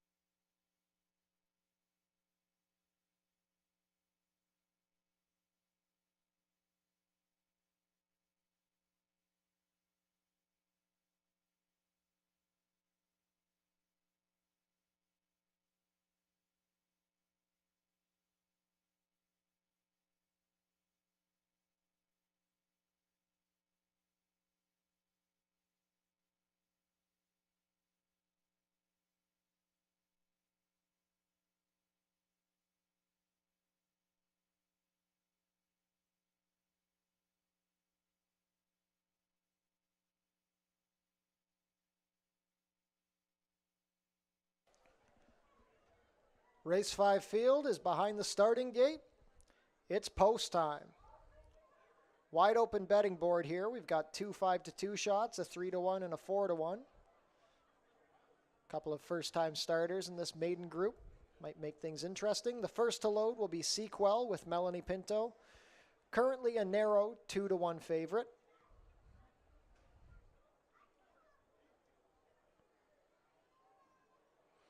Up next, Picture Day Jessica with Kirk Johnson. Tries the dirt for the first time here. First-time starter Chroma with Leo Salas. This is a daughter of California Chrome. Goes to gate 3. Papa Silver and Devin Johnson will go up next. Walks up.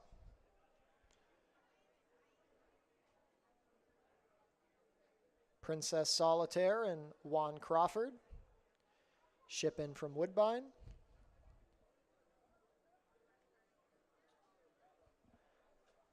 Outside gate will be My Last Dream with Helen Vanek. And the last to load will be first-time starter Lights and Sirens with Omar Marino. All set.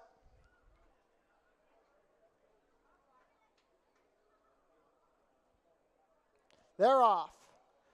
Chroma got out slowly. Showing speed from the rail is going to be Sequel. Lights and Sirens is showing up. Then Papa Silver and Picture Day Jessica. Out wide, My Last Dream, Princess Solitaire. And trying to rush up the rail after the slow beginning is Chroma. Half a mile to go. On top, it is Sequel. She's opened up 3 lengths on Lights and Sirens from second. Chroma is into third along the inside, now second. On the outside, Princess Solitaire is fourth, past the quarter in 22 2. Papa Silver is fifth along the rail. My Last Dream is stalling, and Picture Day Jessica races at the back. Midway around the turn, it is Sequel. She's opened up about 4. Chroma is into second, and now trying to rally up the fence is Papa Silver as Chroma angles off the rail with a quarter of a mile to go. They turn for home, and it is Sequel. She's led from the start. Chroma is coming down the outside and up the rail. Papa Silver. Sequel still has the lead, but Chroma is surging down the outside in the final 1/8 of a mile. Chroma and Sequel duel it out. They're opening up on the remainder of the field. Chroma puts a head in front of Sequel. Chroma getting away from them. It's Chroma. Back-to-back wins for Leo Salas. Sequel was second. Third was Papa Silver. A photo for fourth between Picture Day Jessica and Lights and Sirens in 105 and 3.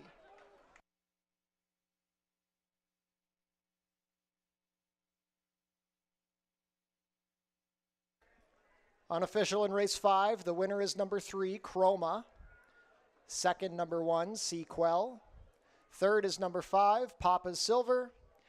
And we have a photo for fourth. Hold all tickets until the results of the photo have been posted.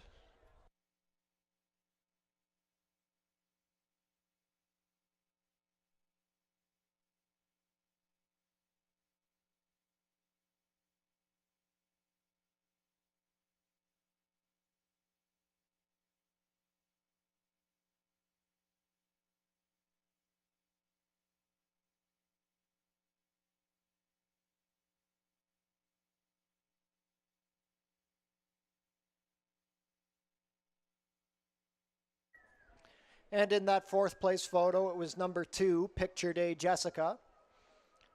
So your unofficial race 5 order is 3-1-5-2.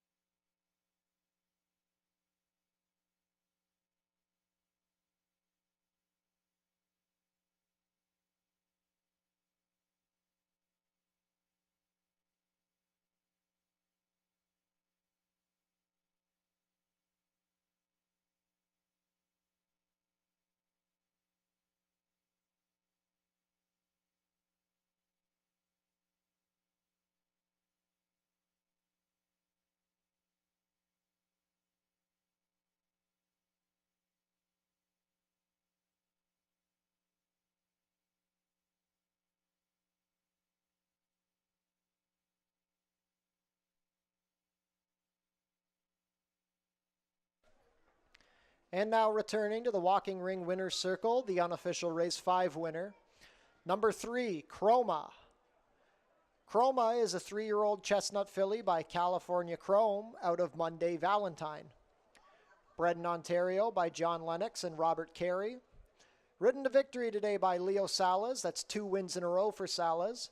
Trained by Raganoff for owners Centennial Farms Niagara Incorporated and John Lennox.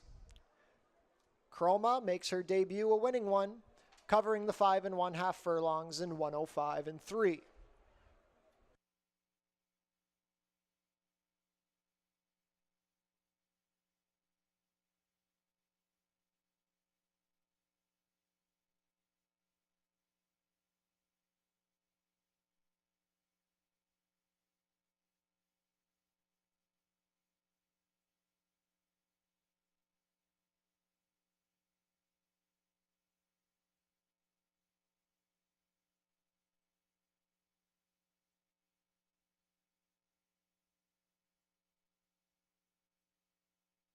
Race 5 is now official. Prices are up. The winner, number 3, Chroma, $840, $510, and $350. Number 1, Sequel, $360 and $260. And number 5, Papa Silver, $280. $2 exacta, 3-1, $34.10. $1 try, 315, $53 even. $1 super, 3152. $140.35. $2 double, 1-3 is $36.40. $1 pick 3, $216.05.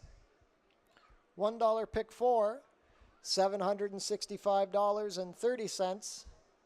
And the $1 early pick 5, $1,716.85. Final pick 3 on the card coming up in race 6. We have 18 minutes to post.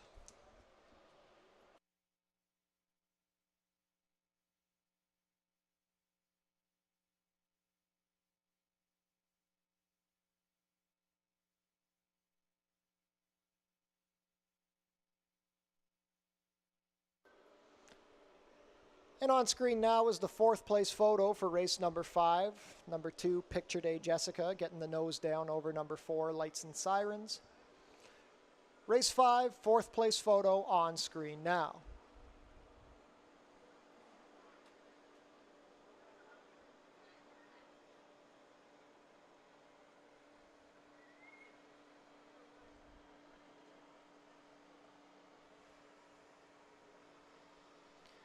Split Second will be playing at the races on Tuesday, August 30th, after the races at the Tiki Bar, their only Fort Erie performance this summer. Split Second concert sponsored by Ray Rosatani, Remax Niagara Realty. Changes for the upcoming 6th race.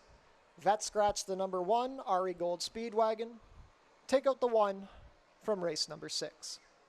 17 minutes to post.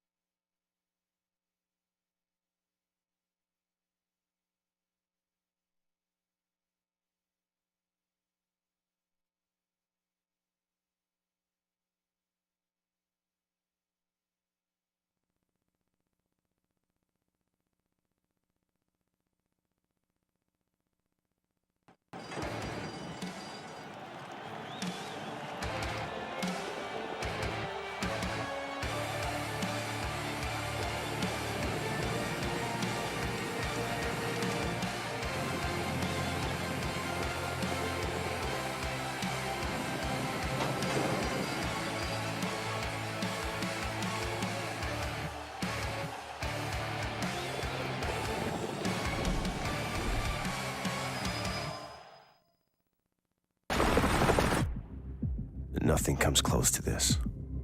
Elegant avatars of speed, sprinting towards glory.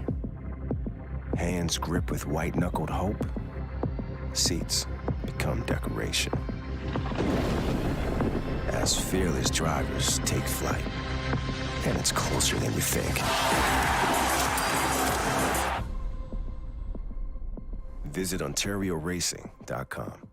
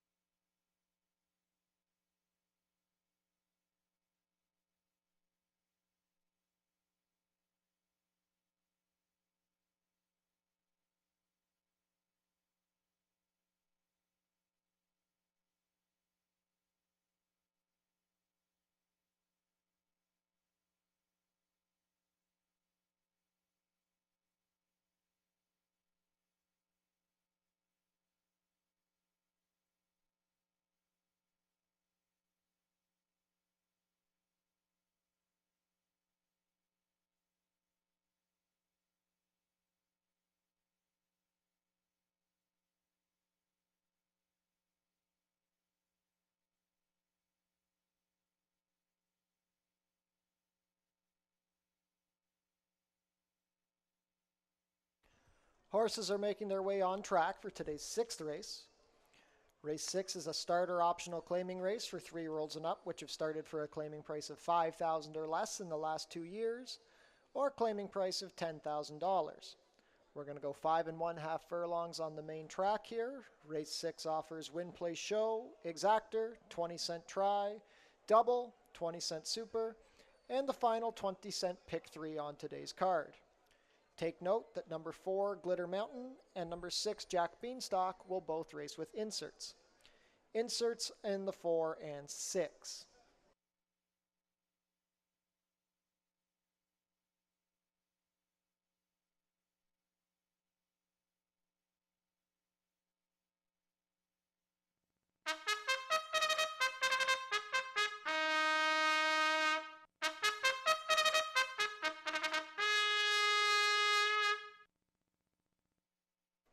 Post parade for race 6, scratch the 1. Number 2 is Fa Fa Fooey. Juan Crawford rides for trainer Sharon Chicado and owner Jim Vitier. 3 is Torpedo Max. Omar Marino in the saddle for trainer Howard Keene and owner Fortunato Galati. Number 4 is Glitter Mountain. Chris Husbands will pilot for trainer Desmond Maynard and owner Chris Steve. 5 is Tragically Cuick. Melanie Pinto rides for trainer Julie Mathis and owners Joseph and Charles Loicano. And number 6 is Jack Beanstalk. Helen Vanek has the call for owner-trainer Desmond Maynard. 3 minutes to post for race number 6.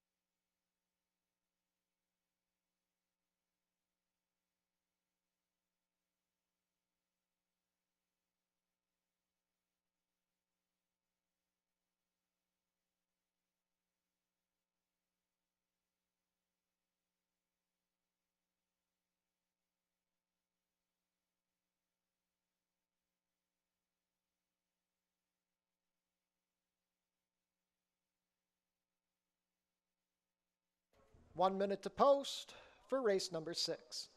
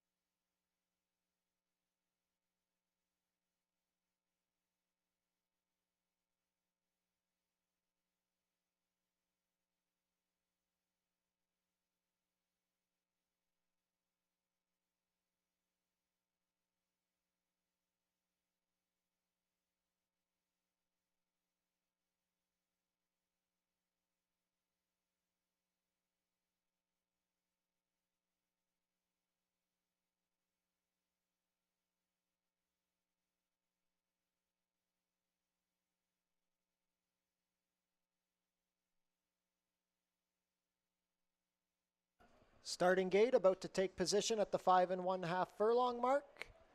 Not too much time left to get your race 6 wagers in.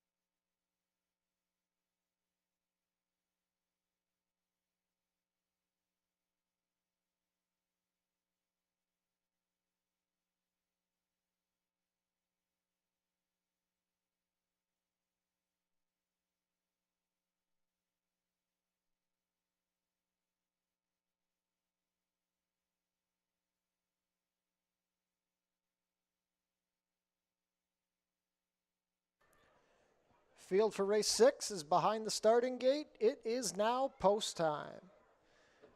Close for favoritism right now. Fa Fa Fooey at 7-5 and Tragically Quick at 8-5. Either one of these could be favorite.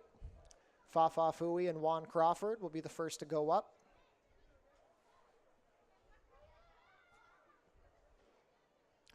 The gray, Tragically Quick with Melanie Pinto will go up next.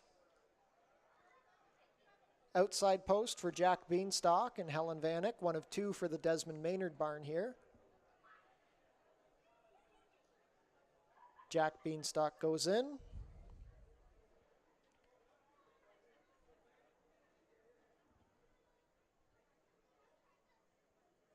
Torpedo Max and Omar Marino. And the last to go up will be Glitter Mountain with Chris Husbands.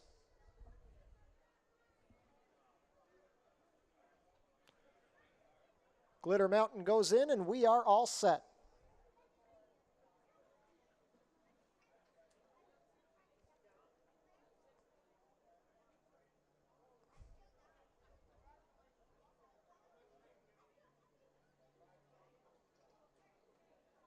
They're off.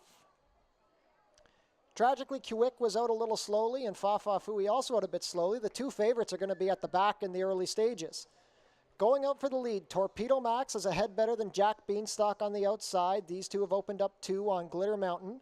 Tragically Quick is into 4th. He's dropped to the rail, and then it's another 4 lengths back to Fa Fa Fooey, who's at the back.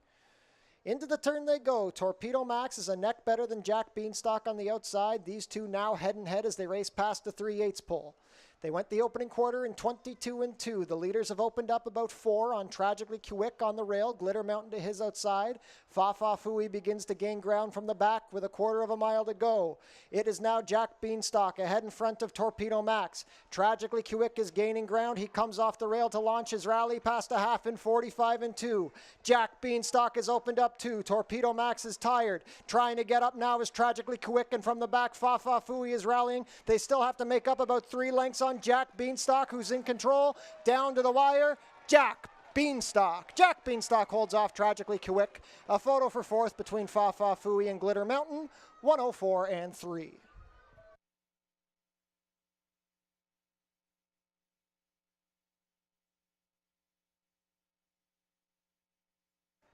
Unofficial in race 6, the winner is number 6, Jack Beanstalk.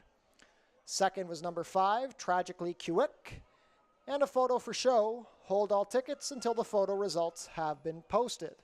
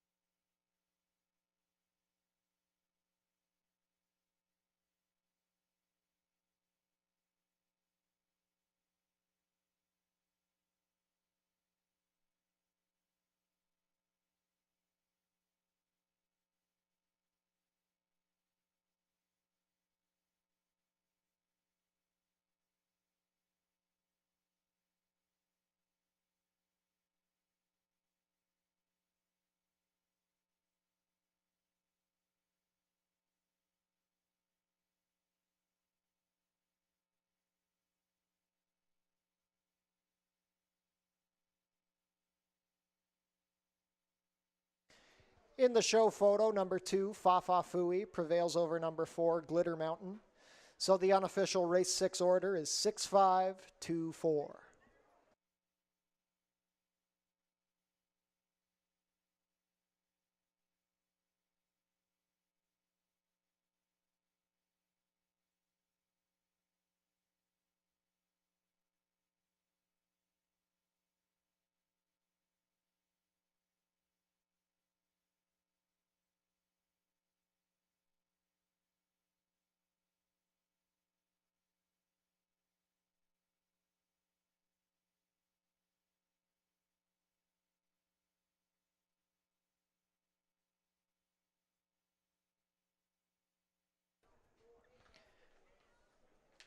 And now returning to the Walking Ring Winner's Circle, the unofficial race 6 winner, Number 6, Jack Beanstalk. Jack Beanstalk is a 5-year-old bay gelding by Jack Milton out of Sam's Roman Affair. Bred in Kentucky by Paul Napper. Ridden to victory today by Helen Vanek for owner-trainer Desmond Maynard. That's a 4th lifetime win for Jack Beanstalk, who covered the 5.5 furlongs in 104 and 3.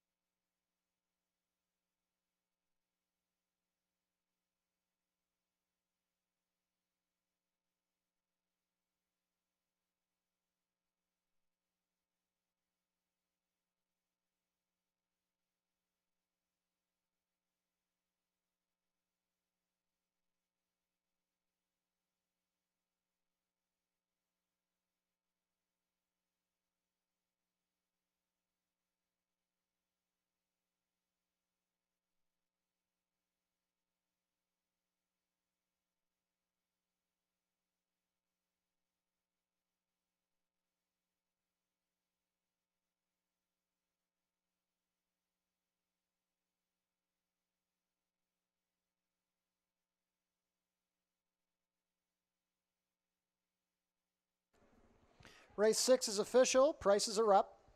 The winner, number 6, Jack Beanstalk, 1130, 560, and 260. Number 5, Tragically Quick, 390 and 240. And number 2, Fafa Fooey, 210. $2 exacta, 6.5, $35.80. $1 try, 6.52, $36.30. $1 super, 6.524, $68.20. $2 double, 3.6, $56 even. And the $1 pick 3, $334.10. Late double wagering coming up in the 7th. We've got 17 minutes to post.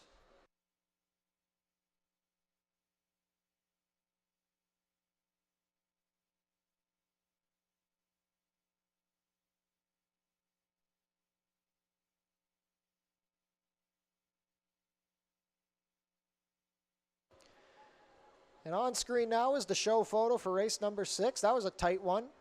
Number 2, Fafa Fooey, narrowly better than number 4, Glitter Mountain. Race 6 show photo is on your monitors now.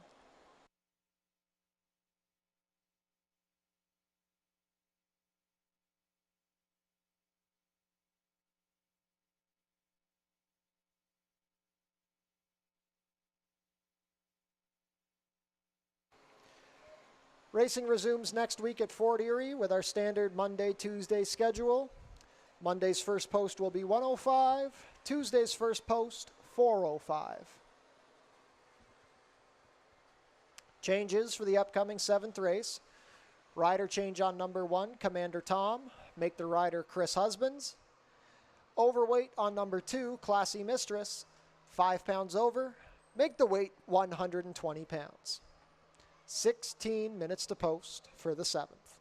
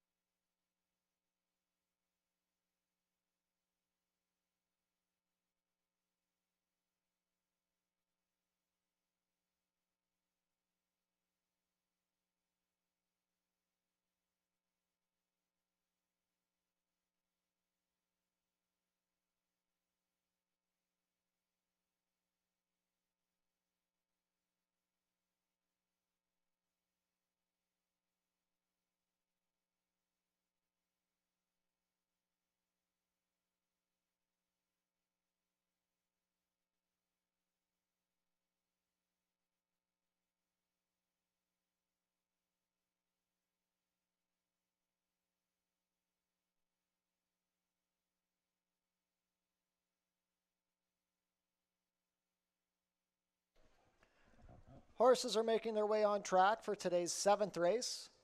Race 7 is an allowance race for 3-year-olds and up, which have never won 3 races. We're going to go 6 1/2 furlongs on the main track here. Race 7 offers win, play, show, exactor, 20-cent try, double, and 20-cent superfecta wagering. Take note here that number 2, Classy Mistress, will race with inserts. Inserts on the number 2.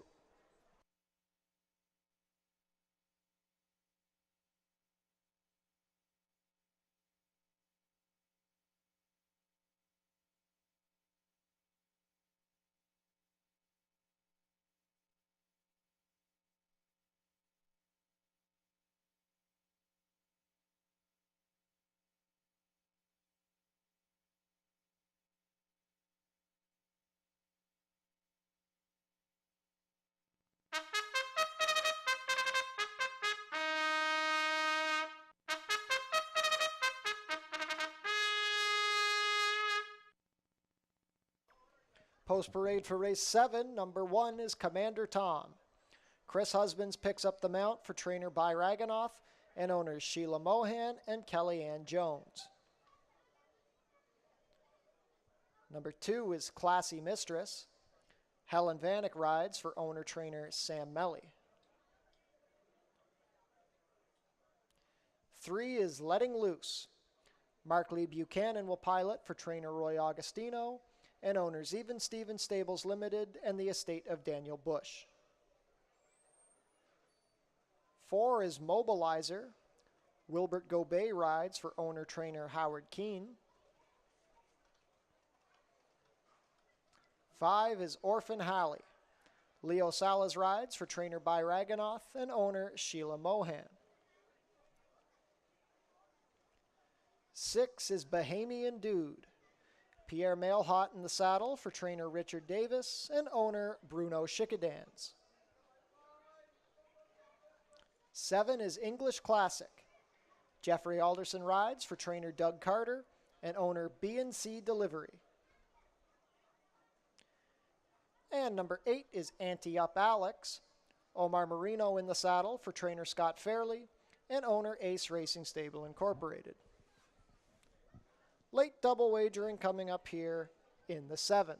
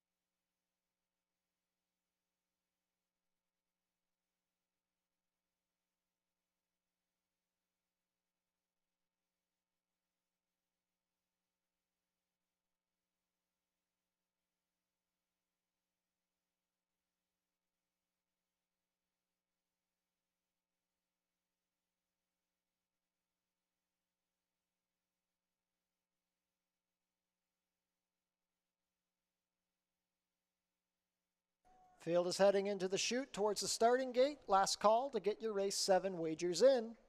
We'll be loading shortly.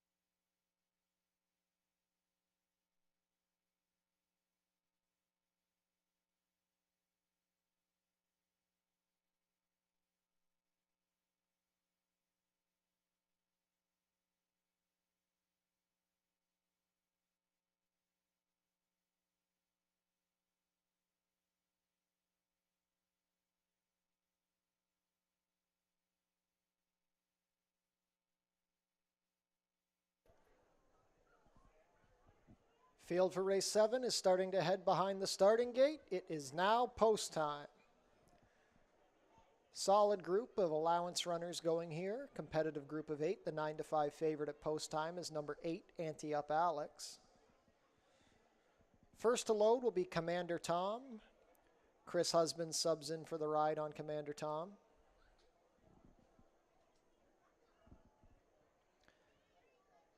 Commander Tom a bit reluctant to go in. One of 2 for the Byraganoth barn, who have a win on today's program.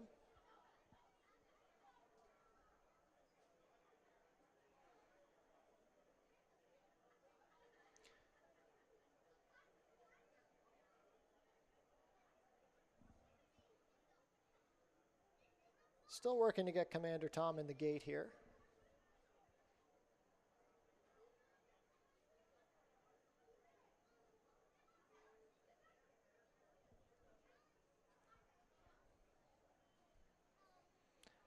And now Commander Tom is in. The mare, Classy Mistress, will go up with Helen Vanek. Letting Loose with Mark Lee Buchanan. Go up to gate 3. Letting Loose walks in. Not quite.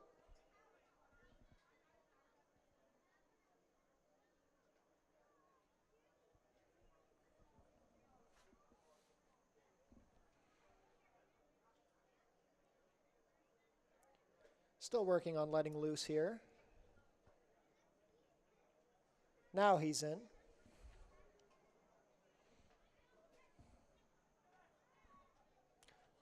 Mobilizer and Wilbert Gobet step up in class after winning their first start off the claim. Orphan Halley with Leo Salas, winners last week. Bahamian Dude and Pierre Mailhot to gate 6.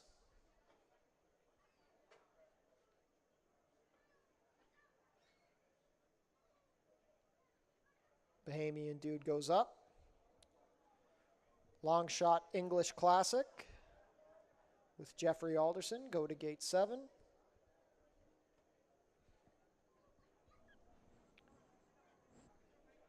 English Classic tries the dirt for the first time here. Mobilizer acting up in the gate. Wilbert Gobet is off.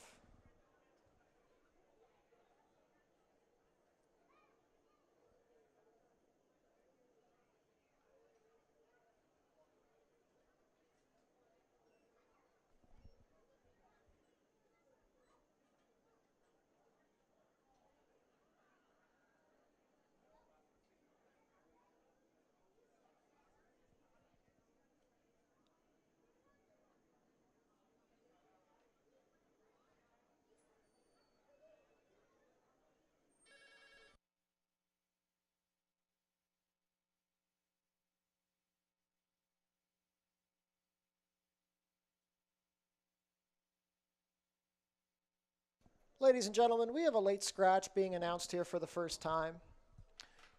Late vet scratch of the number 4, Mobilizer.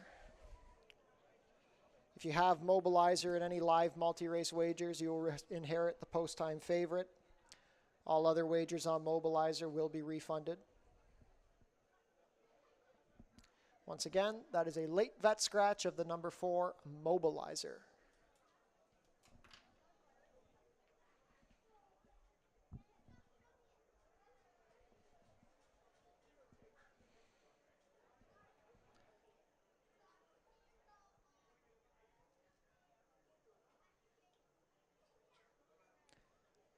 Looks like they're going to leave Mobilizer's gate empty as the favorite Ante Up Alex and Omar Marino come up.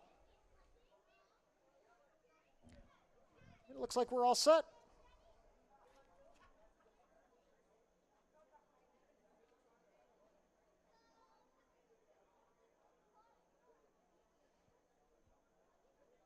They're off. Letting Loose was out well. Now rushing up the rail is Commander Tom, and Bahamian Dude also shows up. These 3 rush out of the chute with Commander Tom coming out on top. Commander Tom a length better than Bahamian Dude. Then it's a gap of about 2.5. Orphan Halley is into 3rd, with Letting Loose on the inside 4th. Ante Up Alex is 5th, about 3 lengths better than English Classic. And the trailer is Classy Mistress. The opening quarter was a contested 23 seconds flat. Bahamian Dude is now a half length better than Commander Tom on the rail. Orphan Halley is creeping closer in third. He's opened up about 4 lengths on Letting Loose from fourth and Ante Up Alex in fifth. Then it's another 5 back to English Classic, and the trailer is still Classy Mistress. Round the turn they go. Bahamian Dude is the clear leader now. 2 lengths better than Orphan Halley, who's overtaken Commander Tom. Letting Loose swings to the outside to get a rally going. The half was 45-4. Ante Up Alex needs to find more. He's under the whip at the top of the stretch. It is Bahamian Dude in the lead. Letting Loose is finishing nicely down the outside. Orphan Halley tries to come back on. Letting Loose is overtaking Bahamian Dude at the 8th pole. It is Letting Loose. He's up by 2. Bahamian Dude is trying to hold second over a storming Classy Mistress. Classy Mistress is flying from the back, but she's not going to get to Letting Loose. Letting Loose wins over Classy Mistress. English Classic was up for third over Ante Up Alex in 119 flat.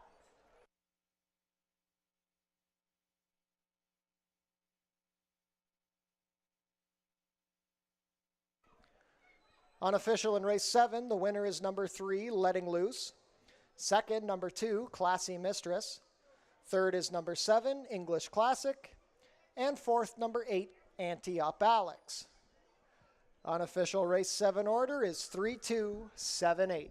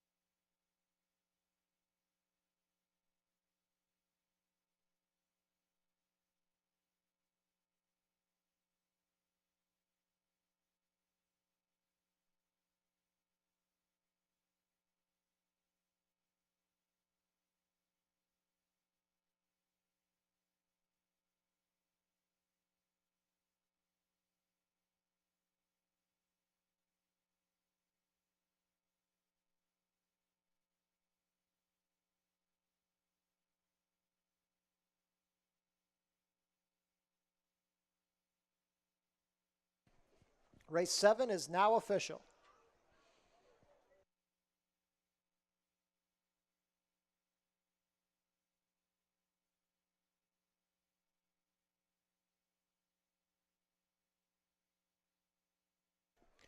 Returning to the walking ring winner's circle, the official race 7 winner, number 3, Letting Loose.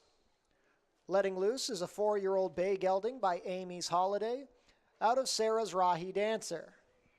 Bred in Ontario by Colebrook Farms, ridden to victory today by Mark Lee Buchanan for trainer Roy Augustino, who's been on a good run as of late. The owners are Even Steven Stables Limited and the estate of Daniel Bush. Third lifetime win for Letting Loose, who covered the 6 1/2 furlongs in 1:19 flat.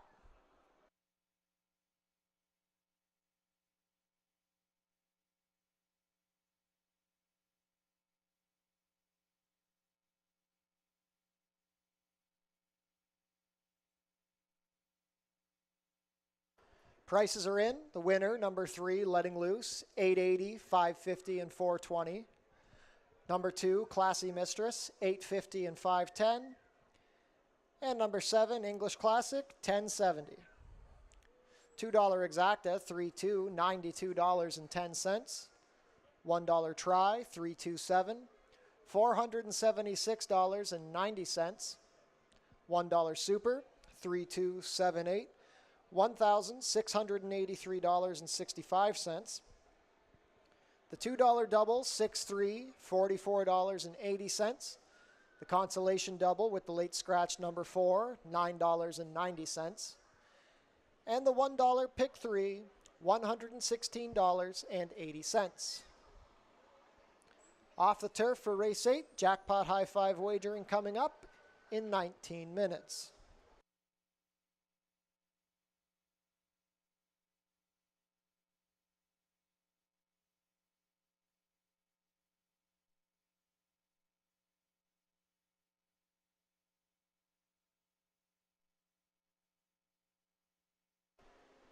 So be the only winning ticket in the jackpot high five to collect the whole pool.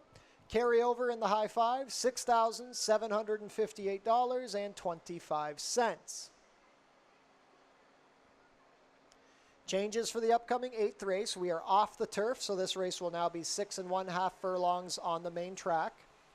Vet scratch the number 1, Santiago Salsa, take out the 1. Steward scratch the number 2, Beaufort, take out the 2. Overweight on number 4, Innuendo, 2 pounds over at 120 pounds. Steward scratch the number 5, Go Go Gabriel, take out the 5. Overweight on number 7, Artie's All In, 2 pounds over at 120 pounds. Also eligibles 9, Dynamic Mission, and 10, Summer Harry will both draw in here. Overweight on number 10, Summer Harry, 2 pounds over at 120 pounds. 17 minutes to post for the nightcap.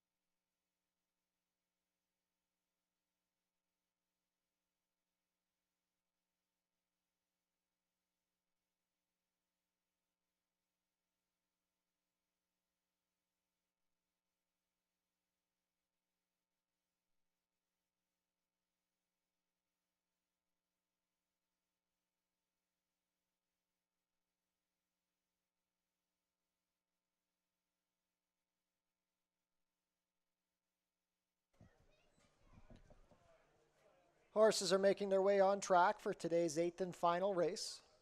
Race 8 is a maiden claiming race for 3-year-olds and up, claiming price of $8,000 down to $7,000. We are off the turf, so this race will now be 6 1/2 furlongs on the main track. Race 8 offers win, place, show, exactor, 20-cent try, 20-cent super, and 20-cent jackpot high-five wagering with a carryover over $6,700.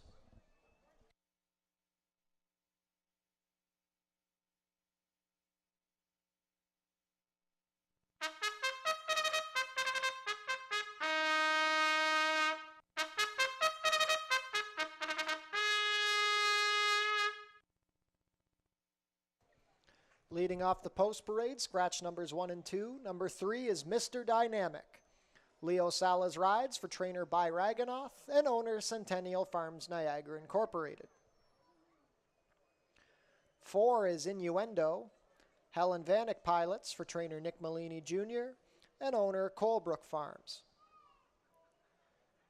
Scratch the 5. Number 6 is Miss D's Pride. Isabel Wentz rides for trainer Ken Albu and owner Six Brothers Stable. 7 is Artie's All In. Jeffrey Alderson has the call for trainer Anthony Alderson and owner Malcolm Alderson. Number 8 is Omenya. Pierre Mailhot rides for owner-trainer Alan Bird. And drawing in, number 9, Dynamic Mission. Melanie Pinto in the saddle for trainer Claudia Rabstein and owner David Tomlinson. And number 10 is Summer Harry. Chris Husbands rides for trainer Francine Villeneuve and owner John Scott. 3 minutes to post for the nightcap. Jackpot high-five wagering offered here.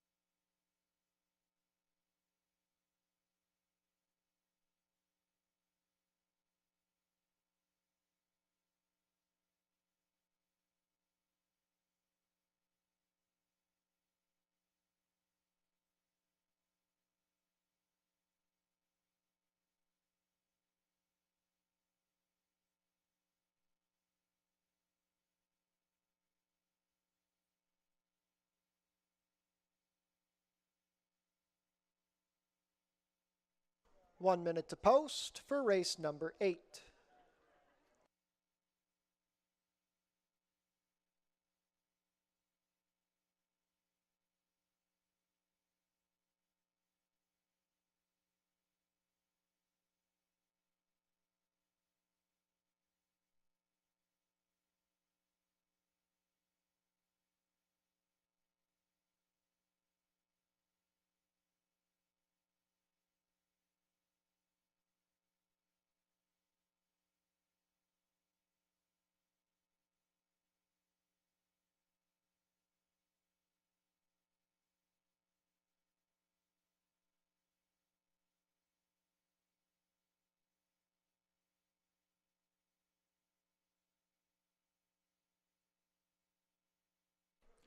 Not too much time left to get your race 8 wagers in. Just a reminder, we have jackpot high-five wagering here.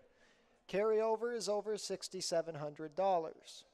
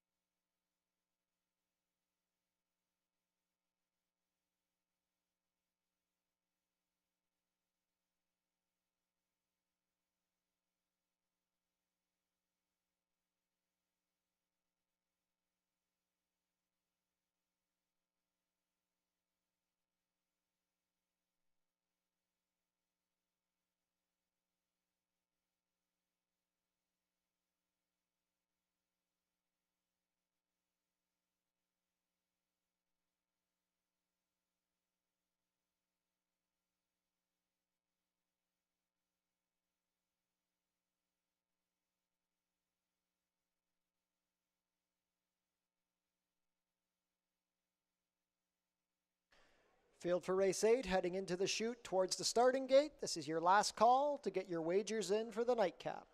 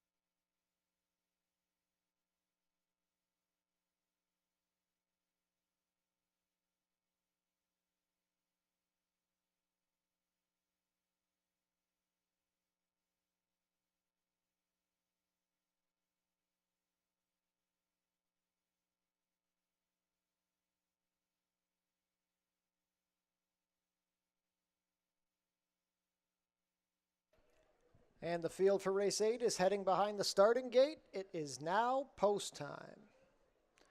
We've got co-favorites at 5-2 right now. Number 3, Mr. Dynamic, and number 9, Dynamic Mission. Mr. Dynamic now clicks down to 9-5. Leo Sala's looking for 3 wins on the card. Mr. Dynamic will be the first to go up.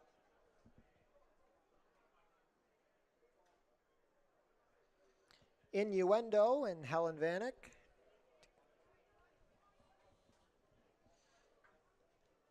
Miss D's Pride with Isabel Wentz.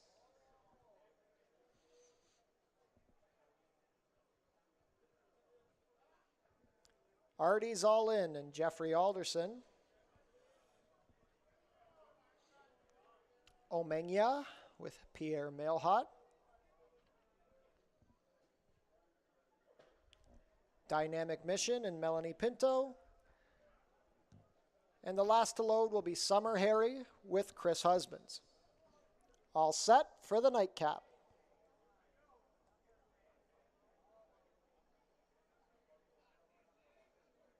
Mr. Dynamic acting up a little bit in the gate.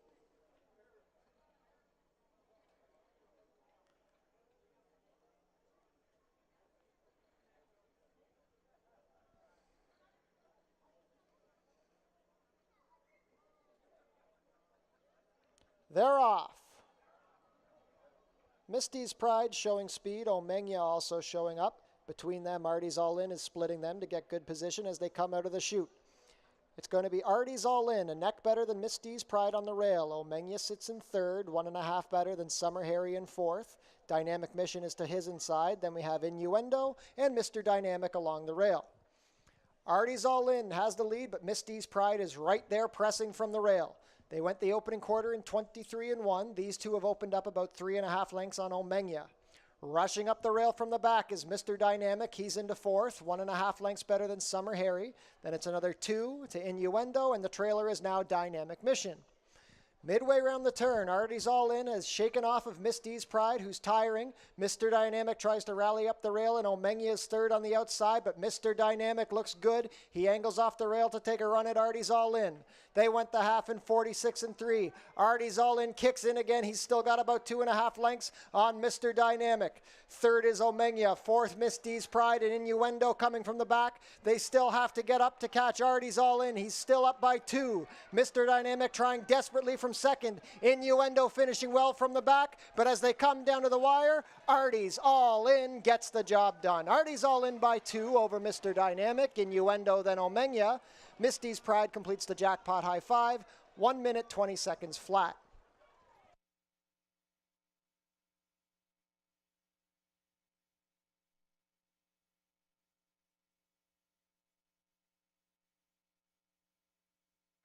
Unofficial in race 8, the winners.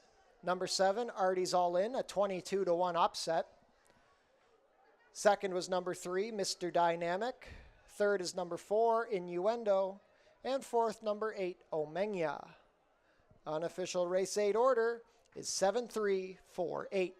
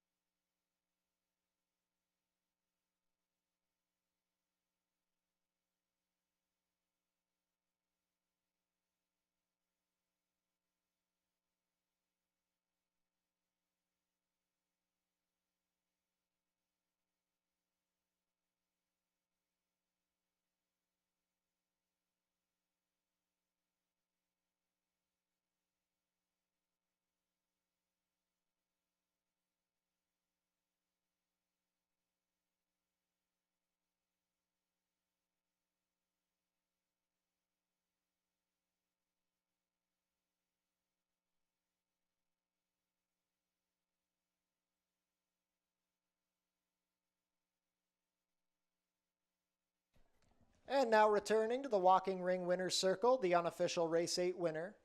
Number 7, Artie's All In. Artie's All In is a 3-year-old dark bay or brown gelding by Wee Miss Artie out of Quad 10s. Bred in Ontario by Richard Moylan.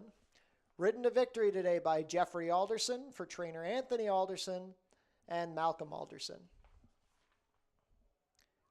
A family affair in the last. Artie's All In scores the first lifetime win here in attempt number 3, covering the 6 1/2 furlongs in 1 minute 20 seconds flat.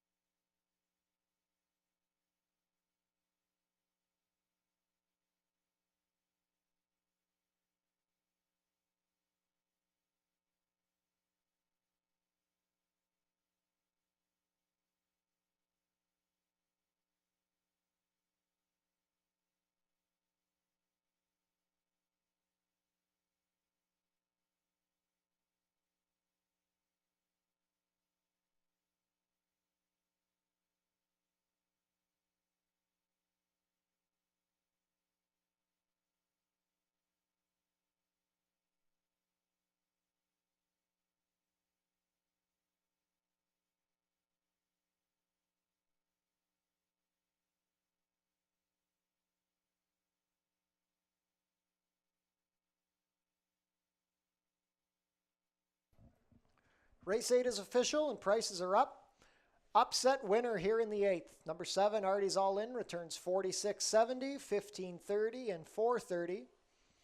Number 3, Mr. Dynamic, $4.60 and $2.90. And number 4, Innuendo, $2.50. $2 exacta, $7.3, $244 even. $1 try, $7.34, $353.95. $1 super, $7,348, $1,532 even. The $1 high five, $7,3486, $1,011.45. The carryover into Monday's card is up to $8,957.19. $2 double, 3-7, $200.50. $1 pick 3, $650.70. $1 pick 4, $5,529.60. And the $1 late pick 5 paid on 4 out of 5, $1,771.45. Once again, the late pick 5 pays if you had 4 out of the 5 winners.